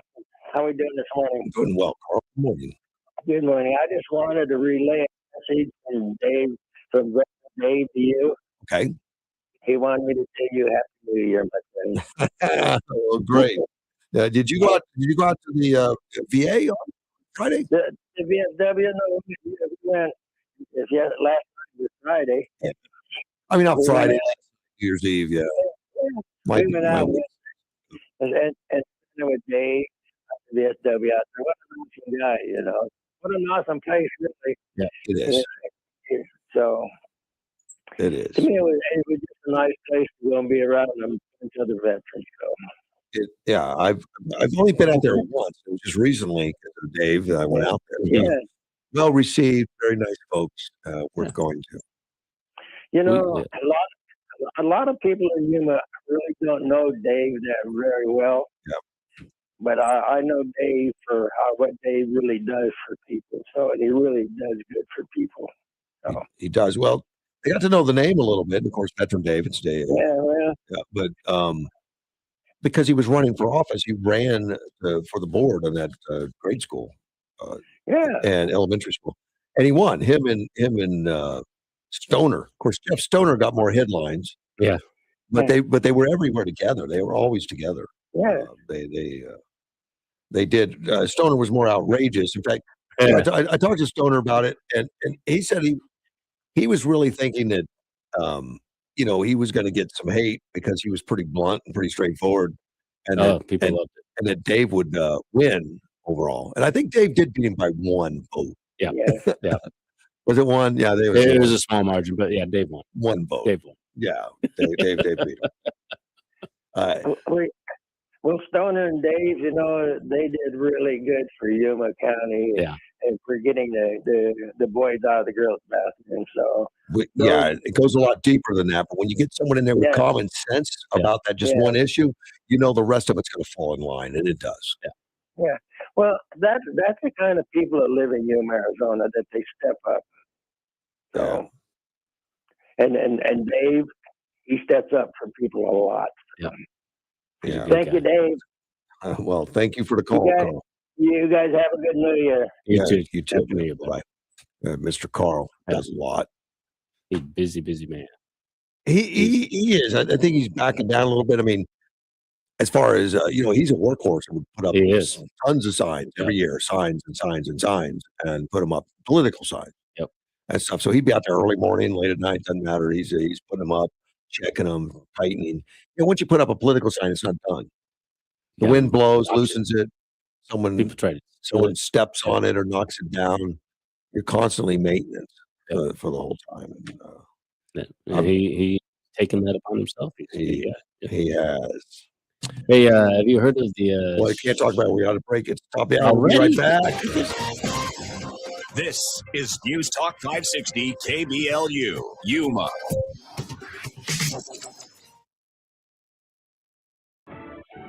Deadly inferno in Switzerland. I'm Chris Foster, Fox News. Dozens are presumed dead. Dozens more injured in a fire at a bar in the Swiss Alps during a New Year's celebration. The community is in the heart of the Swiss Alps, 25 miles north of the Matterhorn. 10 helicopters and 40 ambulances rushed to the scene after police say a blast and fire broke out at the Constellation Bar in Florence, Montana. Happened around 30 local time in the morning. New information, according to BSM who interviewed two French witnesses, say barmen were carrying waitresses on their shoulders, holding champagne bottles with lit candles on top, and they claim that the flames reached the wooden ceiling, engulfing it and collapsing that ceiling. Women say they frantically ran from the basement up the narrow stairs and out the door.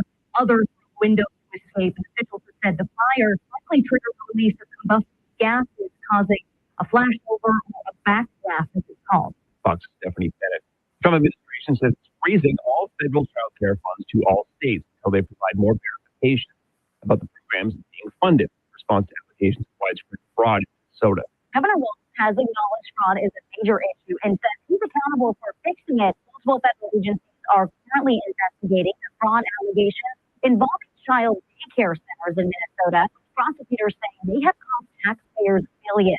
The U.S. Department of Health and Human Services has frozen all federal child care payments to the state. The House Oversight Committee will start holding hearings on this next week. And Chairman James Comer wants Governor Walz and his Attorney General to testify in February, saying they've either been asleep at the wheel or complicit in a massive fraud involving taxpayer dollars in Minnesota's social services program.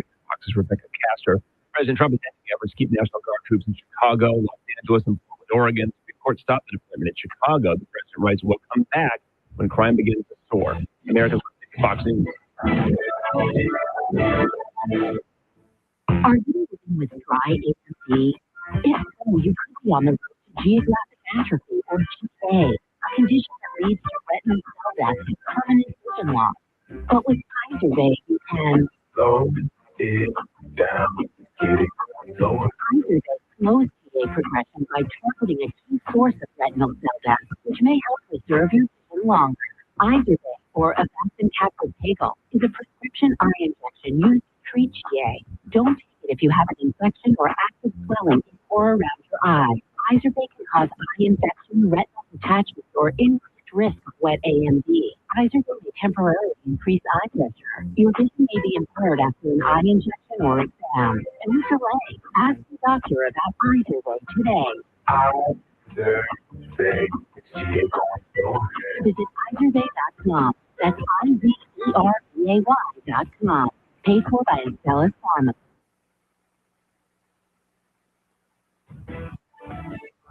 From the News 11's information desk, I'm Gina Pineda.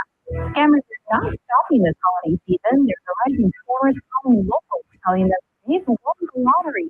YPD says these scammers are reaching out by email or phone call, trying to get your personal information. The scammers aren't targeting anyone, but most people with lots of money or those who have a huge savings account. Anyone who believes they may have been targeted by a scam should report it to law enforcement. But state projections show Arizona continues to outpace national job growth, including Yuma County. The strongest job growth in Yuma County is expected in healthcare and social assistance sector. That's according to Arizona Office of Economic Opportunity. Demographic changes, particularly in aging population, are a key factor behind that growth. Catch us on the TV side on News 11 every weekday at 5, 6, and 10 p.m. for your latest local news, weather, and sports.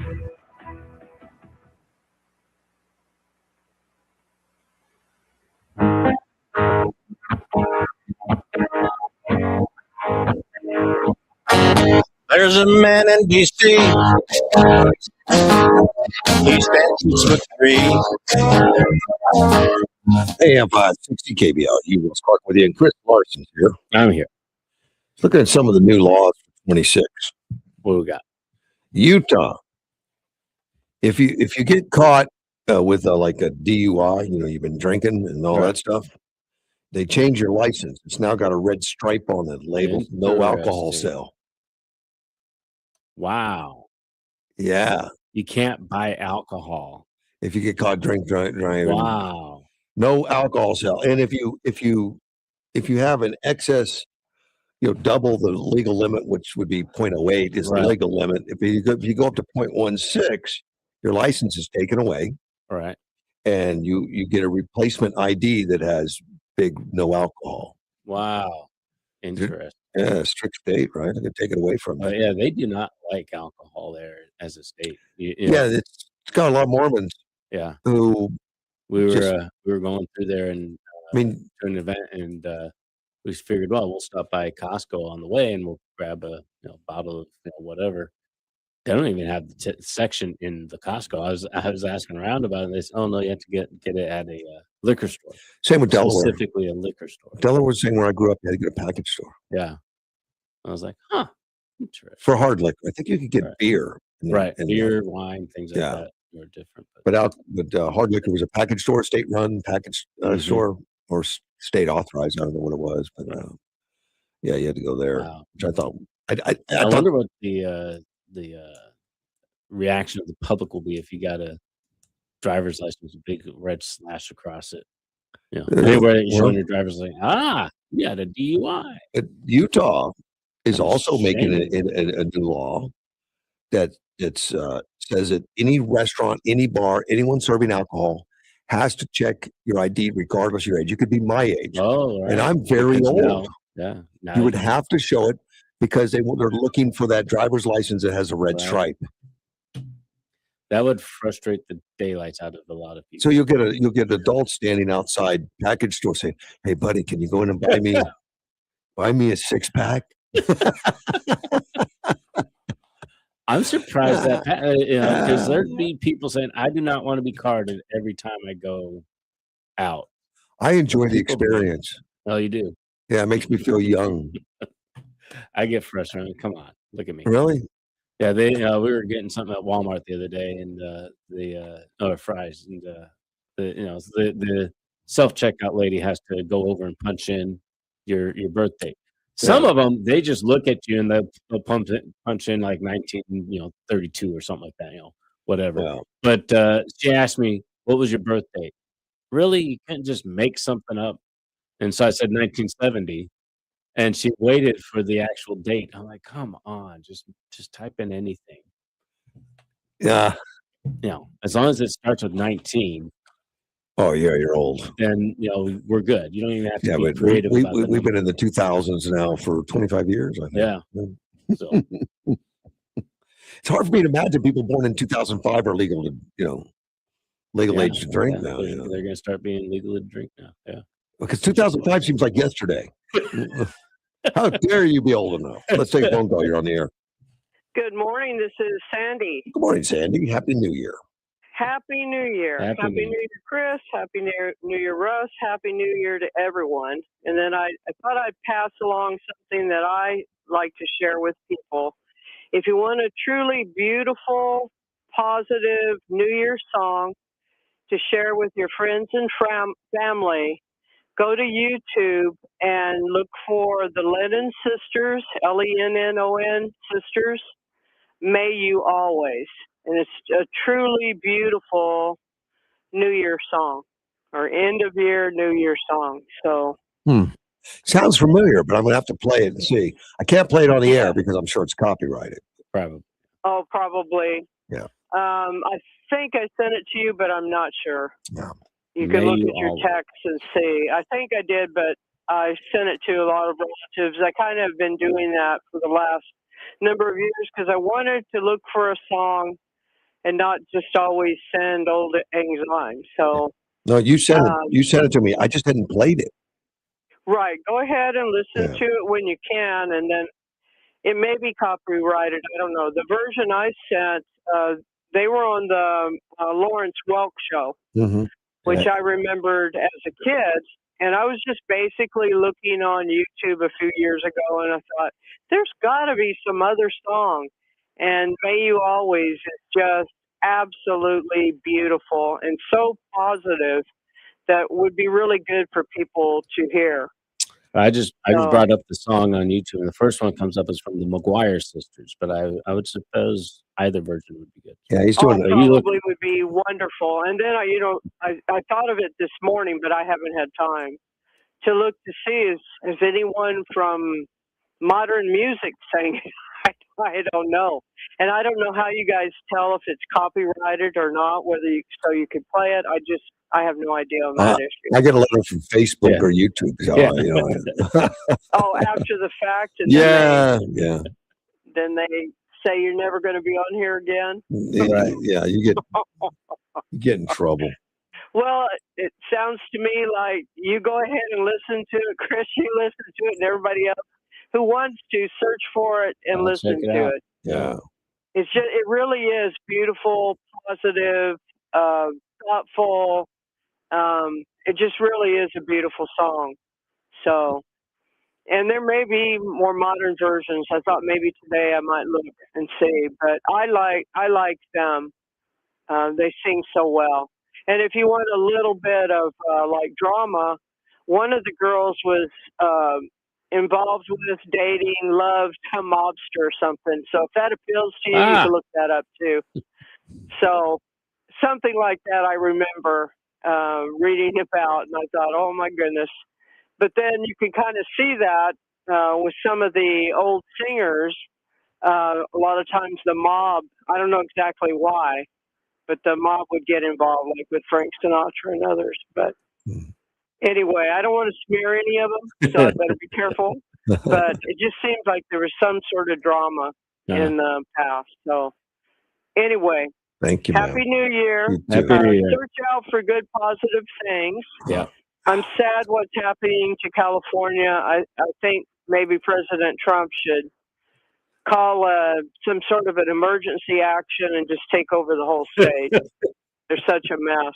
Yeah. It would be great if the people could get voted in Steve Hilton or somebody who would actually work to make a difference for the state.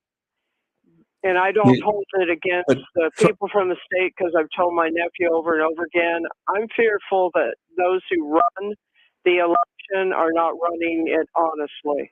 And I'm not, I'm making an accusation with no evidence, but you because can't. they do that where you can go around and collect all the ballots, Harvest. they know that some places get multiple ballots. Sent to their home, things like that. Yeah.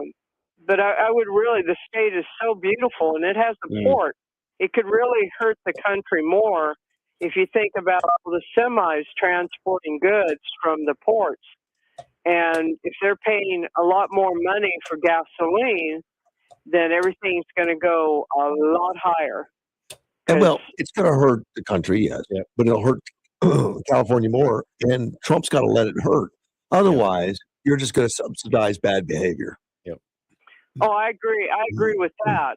I was just thinking at some point, if it just keeps going downhill, and they can't straighten it out with elections, there may have to be some action taken. And you're probably right. It's just sad.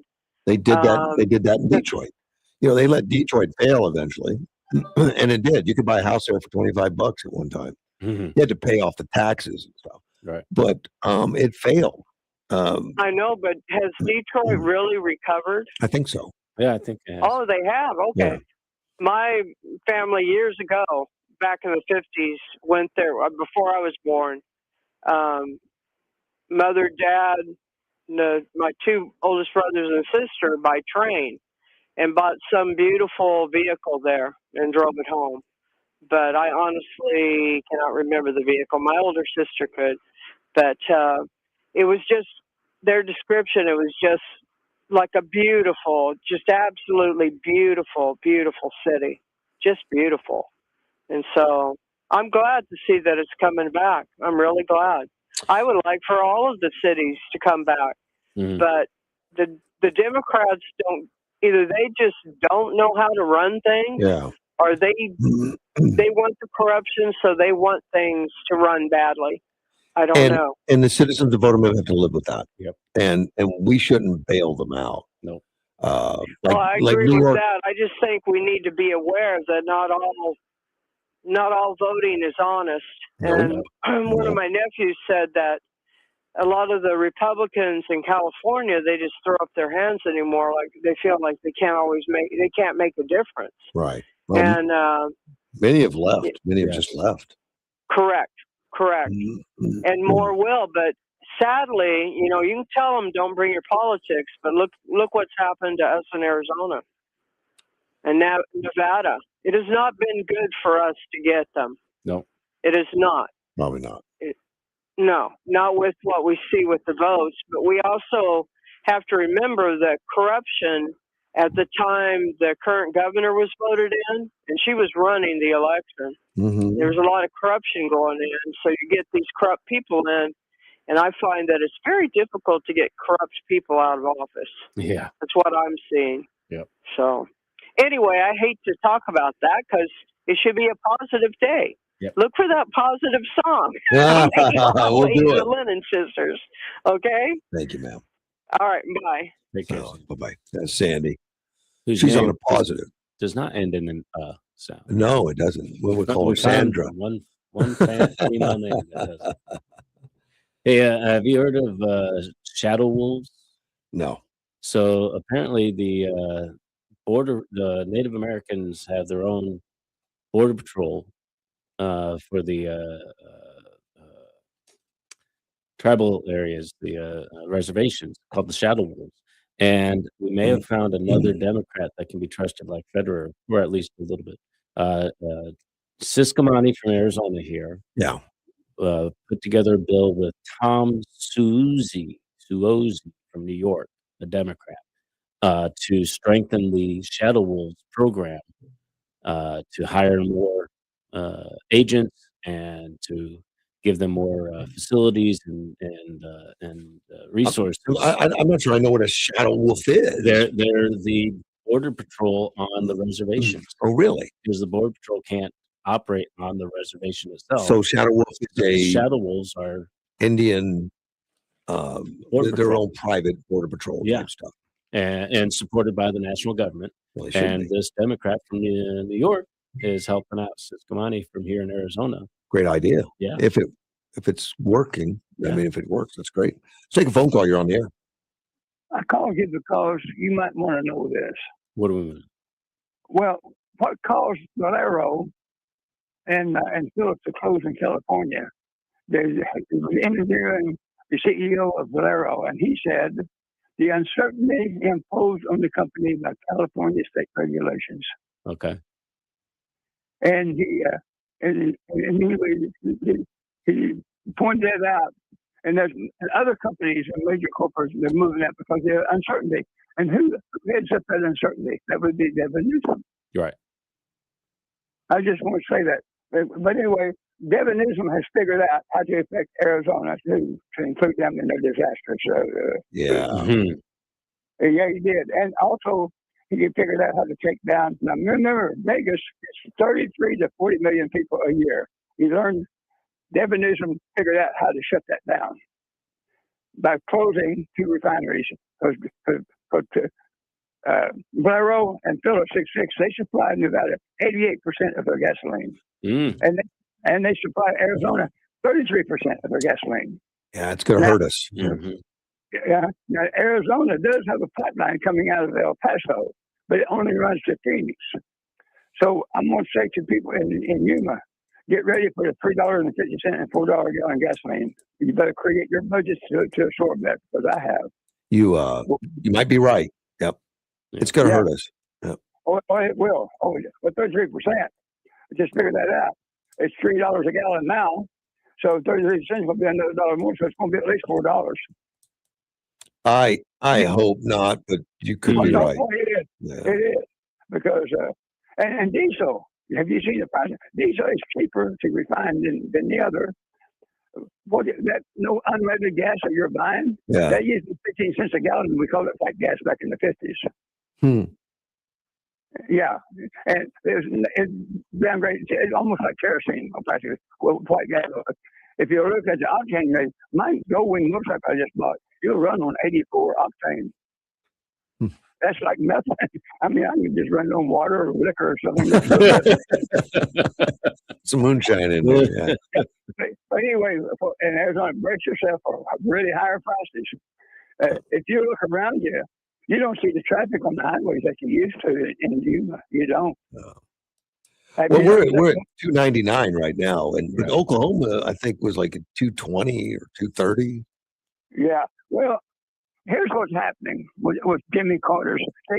He signed into law, you know it as the Department of Energy, but the bill title was Reorganization of Energy.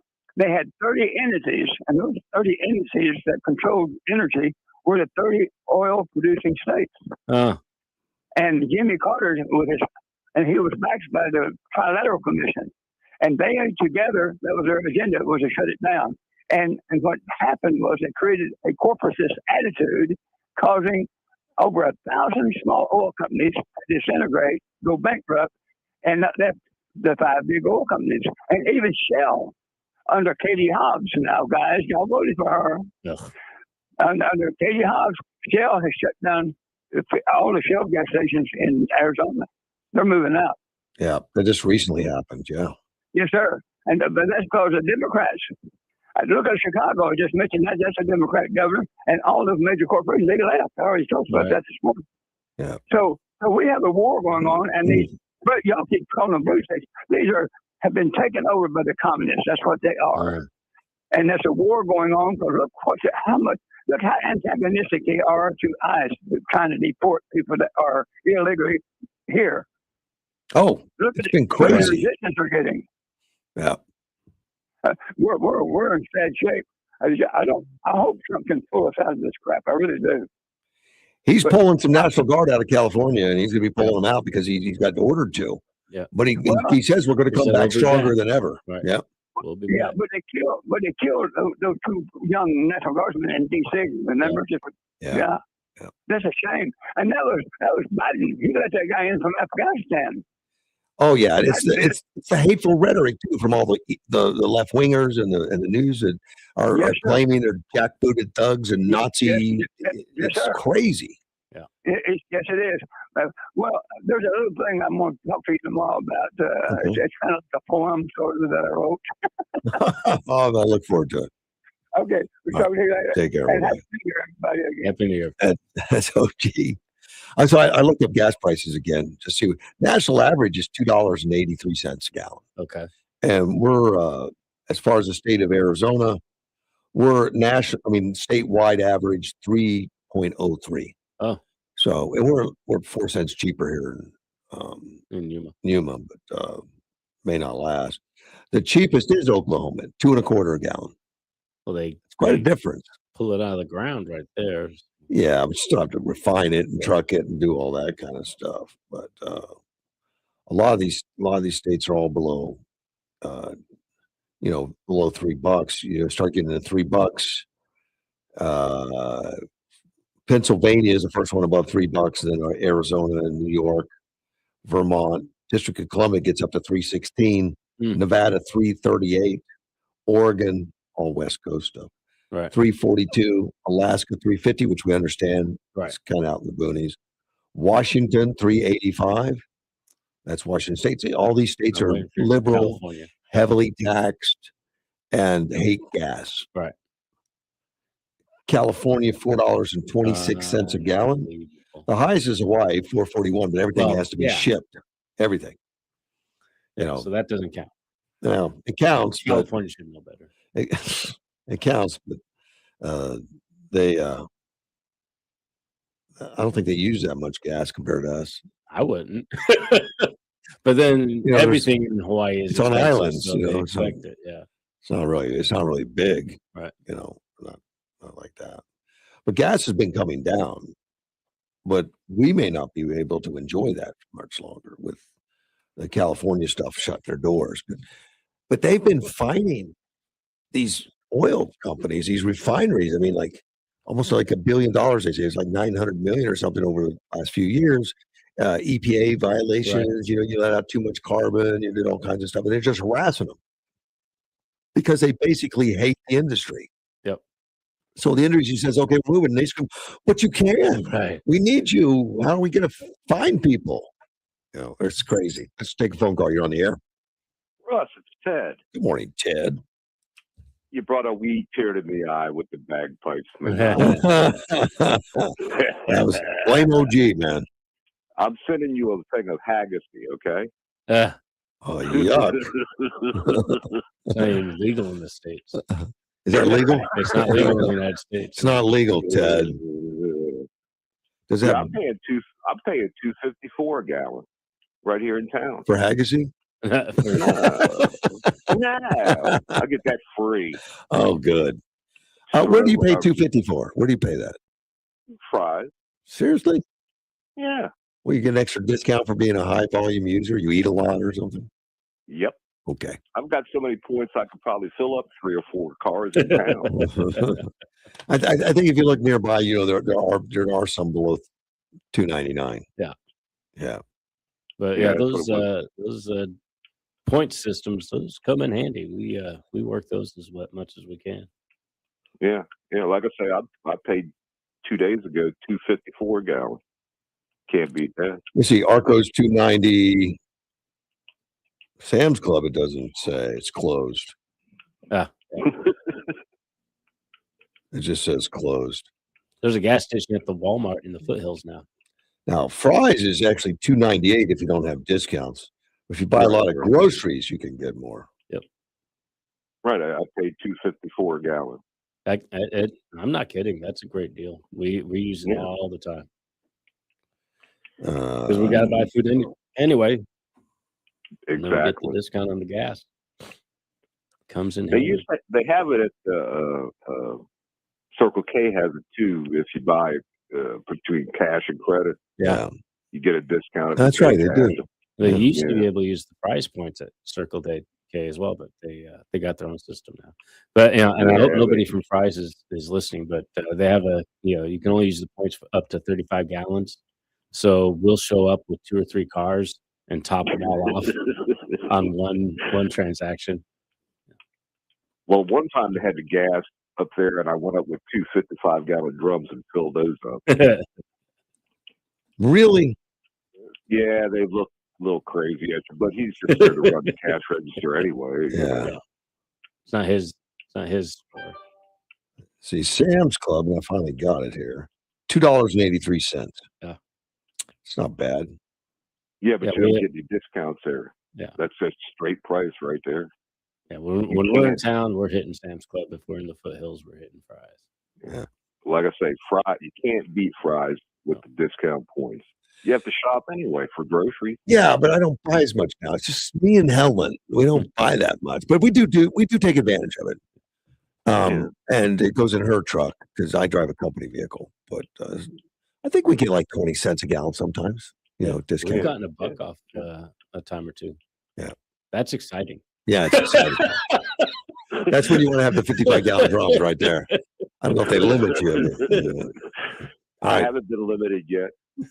Thank you, buddy. Thank you, guys. Take care, man. Take care, man. That was Ted, 55-gallon drum. Ted. Yeah.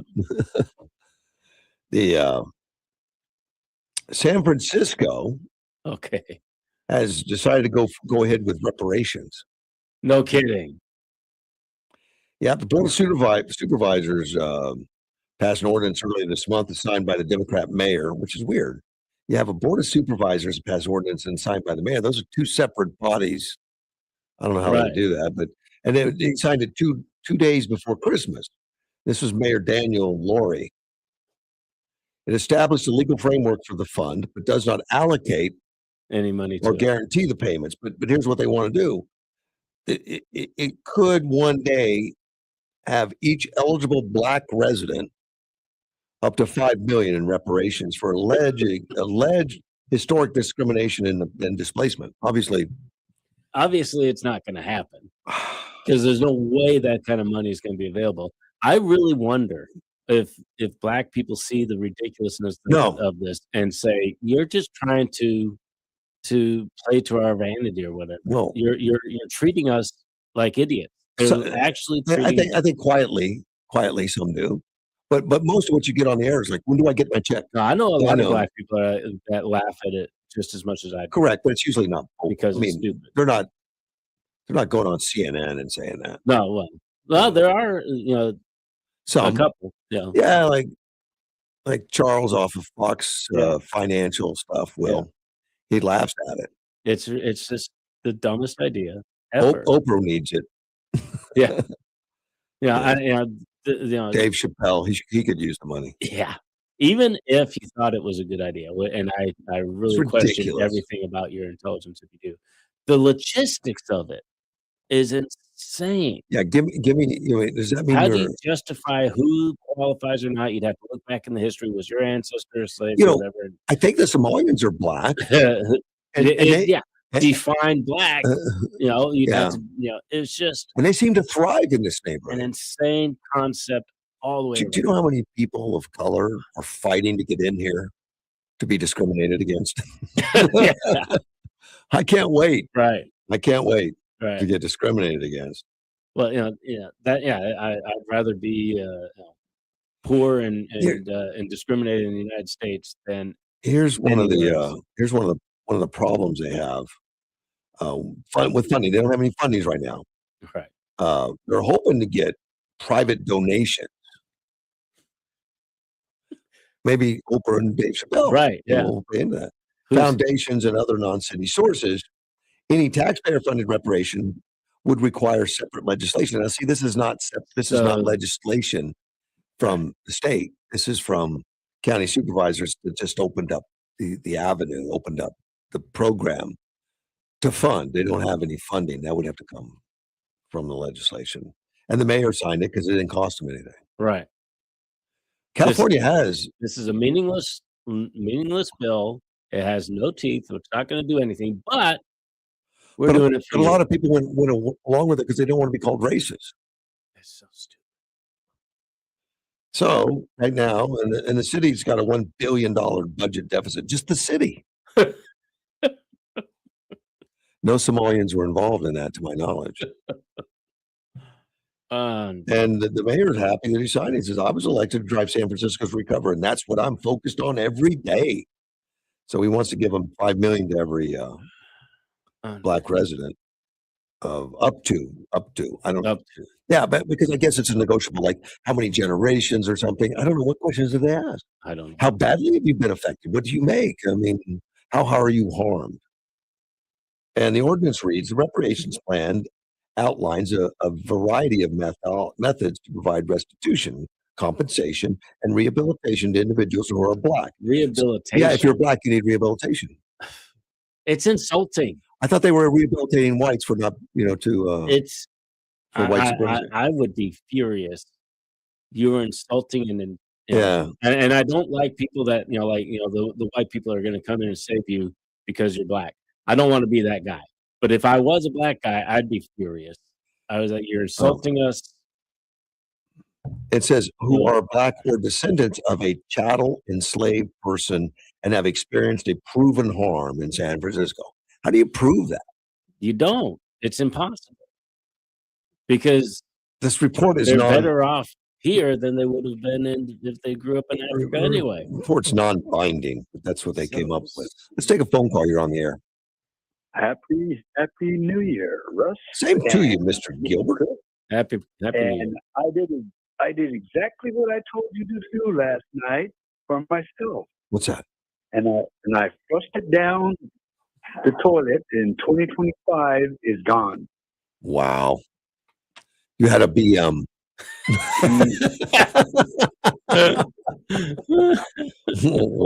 The BS went down. So I was reading because I was reading actually watching an article last night, and the fact you brought San Francisco up, and this a black man, was talking about Anthony Johnson. You know who Anthony Johnson is, right? Yeah. Well, he had 4 white slaves. What? Yeah, he said this guy was talking about Anthony Johnson actually had 4 white slaves for himself. Huh. And so I started reading some more stuff this morning. Of course, this is on Facebook and Google. I Google it. And of course, I don't believe all I read. But in the 17th and 18th century, 300,000 white people were swept up from the streets of London. They were called urchins, and they were put in tobacco fields here in the United States of America. Yeah, I've heard of that. And they had a 2-year life expectancy. Yeah. 2 years? Yeah. Yep. Wow. So why isn't that taught? Why isn't that in our history books? Well, there'll be like a sentence on indentured servitude, and then they go back to the slavery. Right. But they were shipped. They were forced labor. Yep. They were swept off the streets, so they could keep them off the streets in London. So what do you think about that, Russ? Well, I think I need reparations now.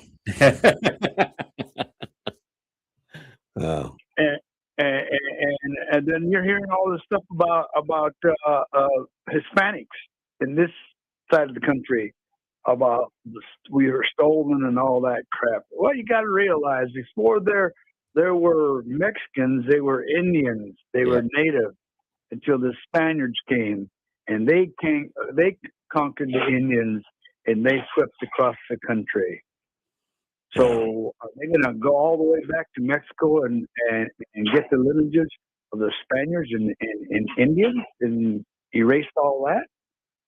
Well, and we look back at history like you're talking, and every culture has been a conqueror or been conquered at some point. Every person has an ancestor, maybe 100 generations back, who had something terrible done to them. And that's just the way the world is. And we got to just, this is where we are now, and this is where we're living now. And they're talking about the reparations for the black people and so on and so forth. What would, they're saying, oh, they were harmed by slavery. No, well, they were brought here by slavery. What would their lives have been like if they hadn't been? You wouldn't exist if it wasn't for slavery. I wouldn't exist if it wasn't for, what happened in my ancestry. It's all ridiculous to say we need to, recover from the past. We recover from the past by living well in the present. Yeah. Stop reading books you don't have to recover from it. I agree with you 100%. And I still say, if you're going to do that, you got to go all the way back to African chiefs that put the people at the shoreline. Yeah. And originally, the Portuguese and Spaniards did steal slaves off the coasts, but then African chiefs brought this.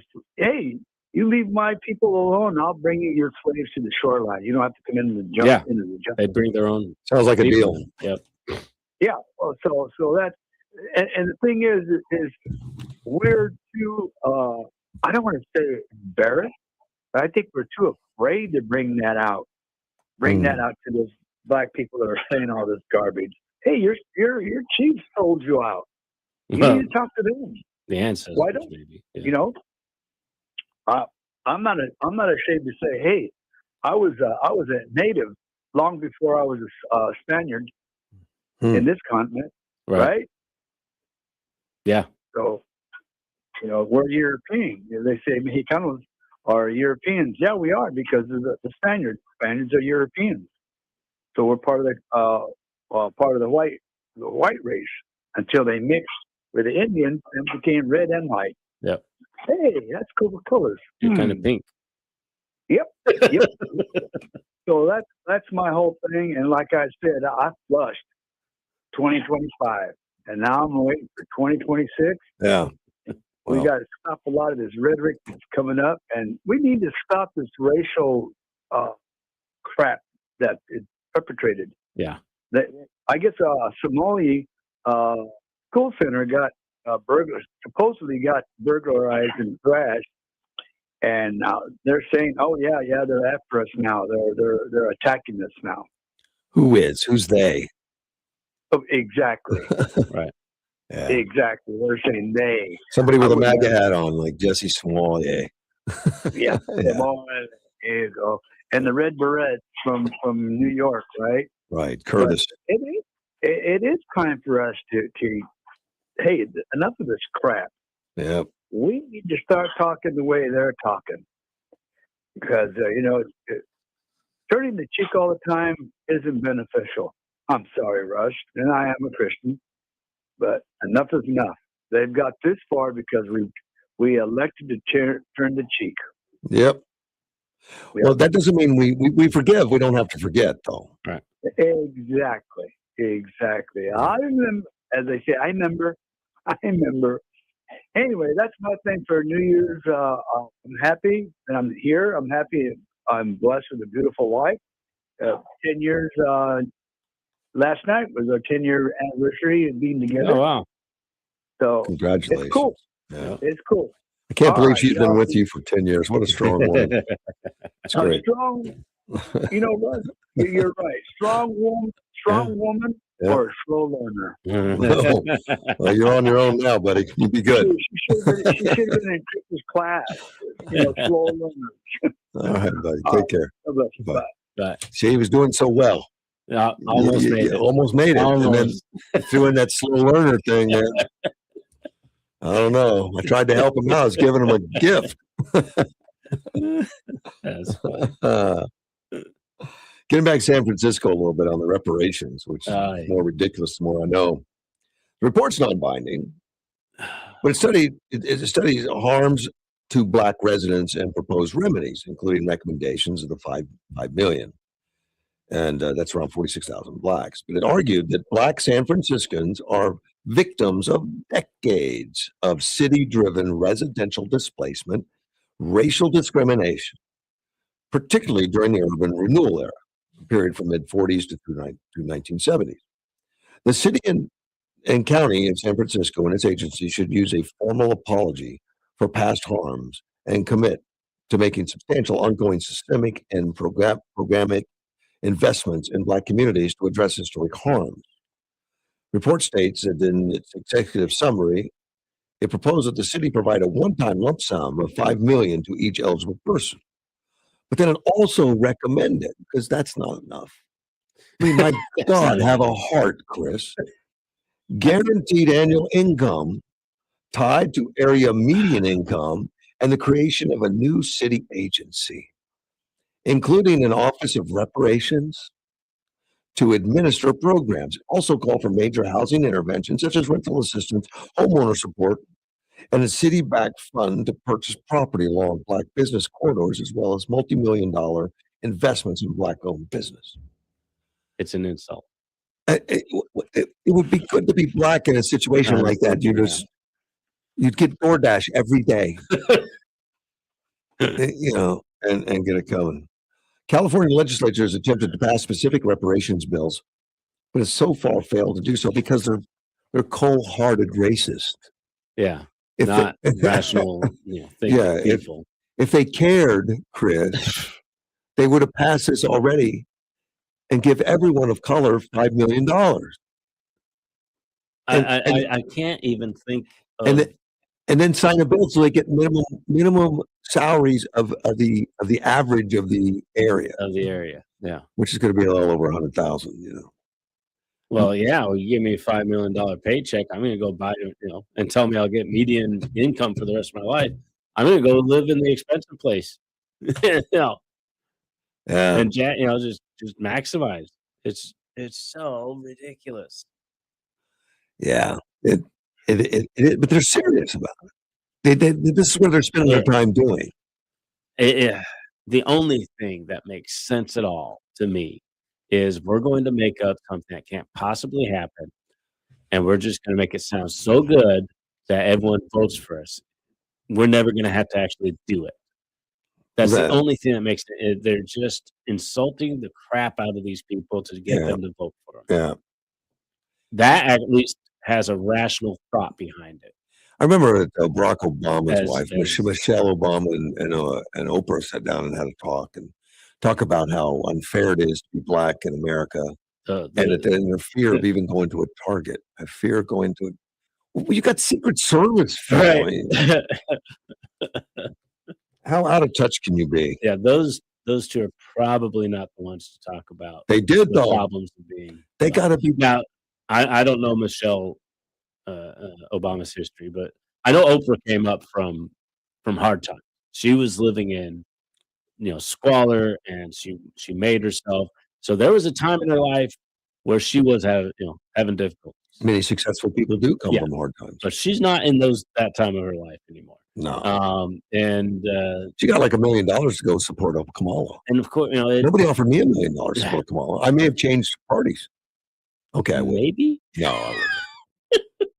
I don't know, $1 million. I knew it was a joke, trick anyway. Yeah. But I respect Oprah for what she's done. She earned was it. a powerhouse. She earned it. Even if Epstein was one of her friends. Yeah. But to try to say that she represents. She's been to the island. Did she? Yeah. Well, that was the thing to do at the time, I guess. But she doesn't represent anybody anymore. She's at a point in her life where she can only represent nobody. She has no peers, really. She's on her own. She's unique. Yeah, she's very, unique in every way. So she can't say, well, I'm speaking for this group of people. Even the time that she lived, had the hardships and where she was, it's changed. It's a different time period. It's a different life than she knew. Oh yeah, there used to be It's real generations back by now. generations used to have real racism. Now we Yeah. just have micro expressions. Well, and I'm sure there's places in the country where it's still a real big issue, Yeah. but those are shrinking, and it's becoming less and less Yeah. because people are real. It is a dumb thing to be uptight about, and I think poverty is becoming more of a defining factor than race. Of course, it always has been. Absolutely, yeah. And racism is a defining factor even in those. I think people are living- recognizing, though, it's more poor people are doing these things than any particular But race is even doing.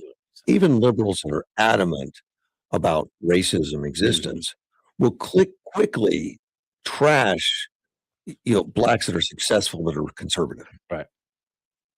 Yep. Like Justice Thomas. Do you think the black community wraps their arms around, wow, there's a sign of success for the whole black community? No, they trash him. Right. Of course, because it's not about race. It's about the ideology. Right. Yeah. And they prove it every day. Let's take a phone call. You're on the air. Good morning. Russ, Yeah. Hey. if we were an all-white country, people would still be griping about the short people, the tall people, the fat people, the white Or the If old we- people. We'd be trashing the old people. Exactly. Yeah. I wish people would just all move to Russia and see how you get treated there. Go Yeah. to China, see how you get treated. Yeah, go to Japan. Even India, they don't like darker people. They don't. Oh, they don't? Oh, I don't know. Beyonce said herself, came out of her own mouth. She didn't like people that had the good hair. Oh. Yeah. No, she said that. Beyonce. And she's married to one of the guys that's got the worst hair in the world. It's a charity case, man. It's charity. Anyway, but we would be complaining about the fat white people, the tall white people, the white, that we would be doing that, Russ. I guess we'd find something to hate, wouldn't we? Yeah. But anyway, I'm out on my go wing. I might get by your place before you stop down. I'm going to try to pass by there and honk my horn. Okay, honk your horn. I'll run out. Me and the dog. See you later, bud. All right, man. Oh, gee. I've never met him. No? No. Sounds like he has a drink. I'd be standing next to him, wouldn't know who he is. He'll open his mouth. Yeah, once he talked, I'd know. Yeah, I'd he's know. a very distinctive voice. Yeah, I would know it right away.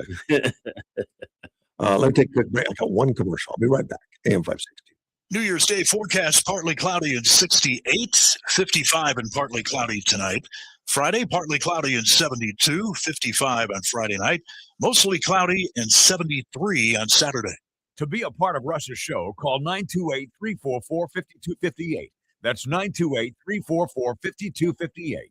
The Desert Lily Annual Quilt Show is coming Friday and Saturday, January 9th and 10th at the Yuma Civic Center with hundreds of beautiful quilts and wearable art items on display. See the special quilt celebrating America's 250th birthday. There'll be items for sale at the country stores and a fat quarter basket drawing. Admission is just $8. Buy tickets for your chance at winning the Love in a Mist quilt. Proceeds to benefit the Hanson House. The Desert Lily Annual Quilt Show, January 9th and 10th at the Yuma Civic Center. Don't miss it.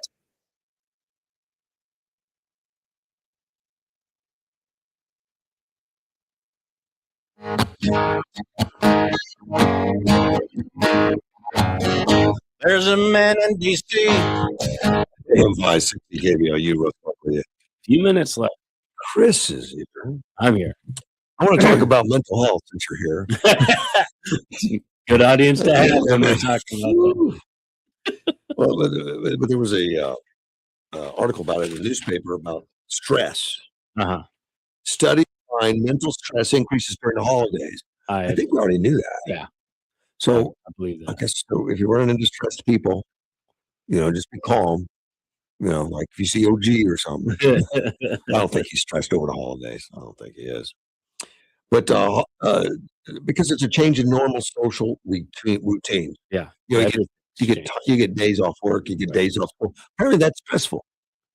So I'm making all my guys work next year because I care. It's because I care. You don't want to alter your routine and stress. You Yeah, it's right. But according to the 2023 survey of over 2,000 United States adults conducted on the American Psychology Association, 41% experience elevated stress during the holiday season compared to the rest of the year. 89% say the stress is directly related to celebrating the holiday. That's why I don't celebrate. There you go. Yeah. Well, it's all the you got to buy this for that person. You got to buy something for that person. Well, I forgot so and so. Well, that's it. That's exactly the holiday stress comes from like Monday. Not spending too much, not having enough to spend, or those kind of things. Finding the right gifts. And I'm married now, and again, I'm just working better now. You do it right this time. I hope so. I think so. and one thing, I told Helen, right, and Helen's got like 18 grandkids and all that kind of stuff. I've got 6. And I told Helen, I just buy kids presents. And not that I'm a Scrooge or anything like that, because, throughout the year, I buy a lot. Right. I do a lot of stuff. But holidays, they get so inundated. They get so much because everyone's trying to, fulfill that void or whatever. It's just overwhelming. Yeah. It's overwhelming. And when we had when we get our first grandkid was born, we're 3 into it now. We were used to buying things for our kids as they were growing up, and so then you're like, oh well, I'll just do it for the grandkid now. And so I had a talk with my wife. I was like, why? Did you enjoy buying things for our kids? Yeah. Well, don't take that away from their parents now. They want to be enjoying buying things for their kids. That's a good way to handle it. Yeah, no, it's not true. You're a tightwad, but I think that's a great way. Well, and then the idea of space. There's people just have so much stuff these days. Know. And I'm always, where are we going to put it in our house? And then I'm like, I'm not going to make that decision for their parents. Where are they going to put it in their house? And I think it's torturing kids. When you go into a kid's room and they got toys all over the floor, all over the bed, they got toys. You say, put it away. There's no room to put it away. Yeah. And that's torturous. Right. You don't have a place for it. Yeah. And then there's so many toys that are very specific on how to, you're supposed to play with it this way because it is a fake kitchen or whatever. And so then they have to have a fake this and a fake that. I literally wrapped up a stick one year and gave it to my kid because it's a sword, it's a gun, it's a whatever you want it to be. I'm proud of you. You're tighter than I am. Yeah, but my point was use your imagination, have fun. My gift to you was the opportunity to think creatively. And then finding the right gift is very stressful for a lot of people. It is. Not for me because I stopped buying them. Yep. I don't do that. I'll see something in like August. Oh, so and so would like that. Mm-hmm. And then I'll stick it in a corner somewhere. Sometimes I just give it to them right then. Yeah, I do too. But then it's not unusual. December comes along, I'm like, crap, now I got to get a gift. Yeah. But if it's something that they don't need right now and it can wait, and they'd enjoy it more if they opened it on Christmas, then I'll save it. And so I don't go through the whole big thing. By the time Christmas comes along, I've got some stuff squirreled away. More stress in there is having too much to do. We get busy. You got to buy extra food, buy stuff for your family or a party if you're doing that. Right. And buying the presents, wrapping the presents, getting all that stuff. Too much to do. Having feeling pressure to make the holiday special. Right. Yeah. A lot of people want to make it special. It should be special. You got to have a special tree, special everything. And that's another thing to do. You got to put up all the decorations, hang the lights, take them down. Unless you live in Arkansas, then you leave them up year round. Food or alcohol issues, family conflicts, that does happen. Feeling excluded, traveling, which a lot of people travel. It's the busiest travel. I don't understand that. It's going to be terrible. As a kid, we used to go to Grandpa's house or stuff, when we'd travel to another state. By plane? I would not. Oh, car. No, it's a station wagon. Yeah, we used to drive. I don't understand people that try to fly this. And my mom had it all figured out, and say, well, I'm hungry. And she had like a kitchen in the front seat there. She had like a Wonder Bread and some bologna and threw it on a sandwich and put it over her shoulder. She must have been my fast mom's as I could say it. We did that all the time. She's quick on the draw, man. Yep. So I'm hungry. There's a sandwich just appeared. Boom. Yep. And she'll make it right there. Yeah, we did the same thing. We had a Plymouth van, blue two-tone Plymouth van, 6 kids, my parents up in the front, all the luggage. We'd sleep on the floor. Any space we And could drive for find. days. We'd drive forever. Yeah. And And they'd chain bologna smoke. Sandwiches. They chain smoke. With the Oh, windows we up. didn't smoke. We didn't And then we complained, and they said, "Shut up! It ain't gonna kill you." And that's why I'm like I am today. Oh, those are good. Yeah, it was a great time. No seatbelts. The National Alliance on Mental Health Illness points to a 2014 survey of 300 mentally ill patients, which 64 reported that their condition became a lot worse or somewhat worse due to the holiday expectations, loneliness, or stress. Yeah, I can believe it. Those who celebrate, and let's say you celebrate Jewish or other non-Christian religions, holidays reported additional causes of stress because they weren't included. That they don't have a holiday season that reflects their culture. Mm-hmm. You don't go into Target and see enough of their culture. Yeah, God, don't. I forget what they're called, but that candelabra. The menorah. The menorah. That's yeah. Yeah. No. We and I think I mentioned before, we celebrate Epiphany because my dad was a pastor. So Christmas was kind of tied up for him. So Epiphany, January 6th, 12 days later, which is what the 12 Days of Christmas is actually about, from Christmas to Epiphany. We would celebrate that, and we would travel for that, and it's so much easier. You hit the sales, all the stuff that didn't sell during Christmas, you get it cheaper because now it's on sale. They're trying to get rid of it.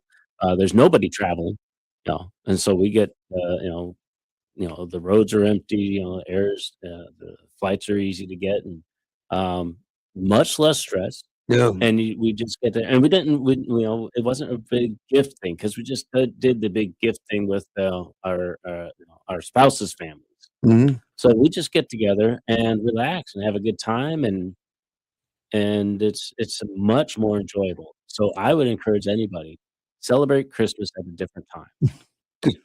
Just pick a time when it's warmer. Yeah, because we know that Christmas. Christ was not born in December. We know that for a fact. So pick another time. You pick December. You pick your own time. Have a good time with it, and relax. I'm running out of time. Before I do, I just want to mention that there's local resources available if you need it. It's Human Counseling, and on Vita Health opens. It's Behavioral Health Center. So there is help available for all you. And there's counselors, treatment available. There's all kinds of things for mental health issues. Churches. Yeah, churches are great. Yeah. Or just a good buddy. Absolutely. Yeah, let it out. Well, that's it. We're gonna take the rest of the day off. Yeah, I'm not going to work today. It's 9:00. We're gonna let you go. Chris, thanks so much for coming in. All right. AM 560 KBLU. Happy New Year.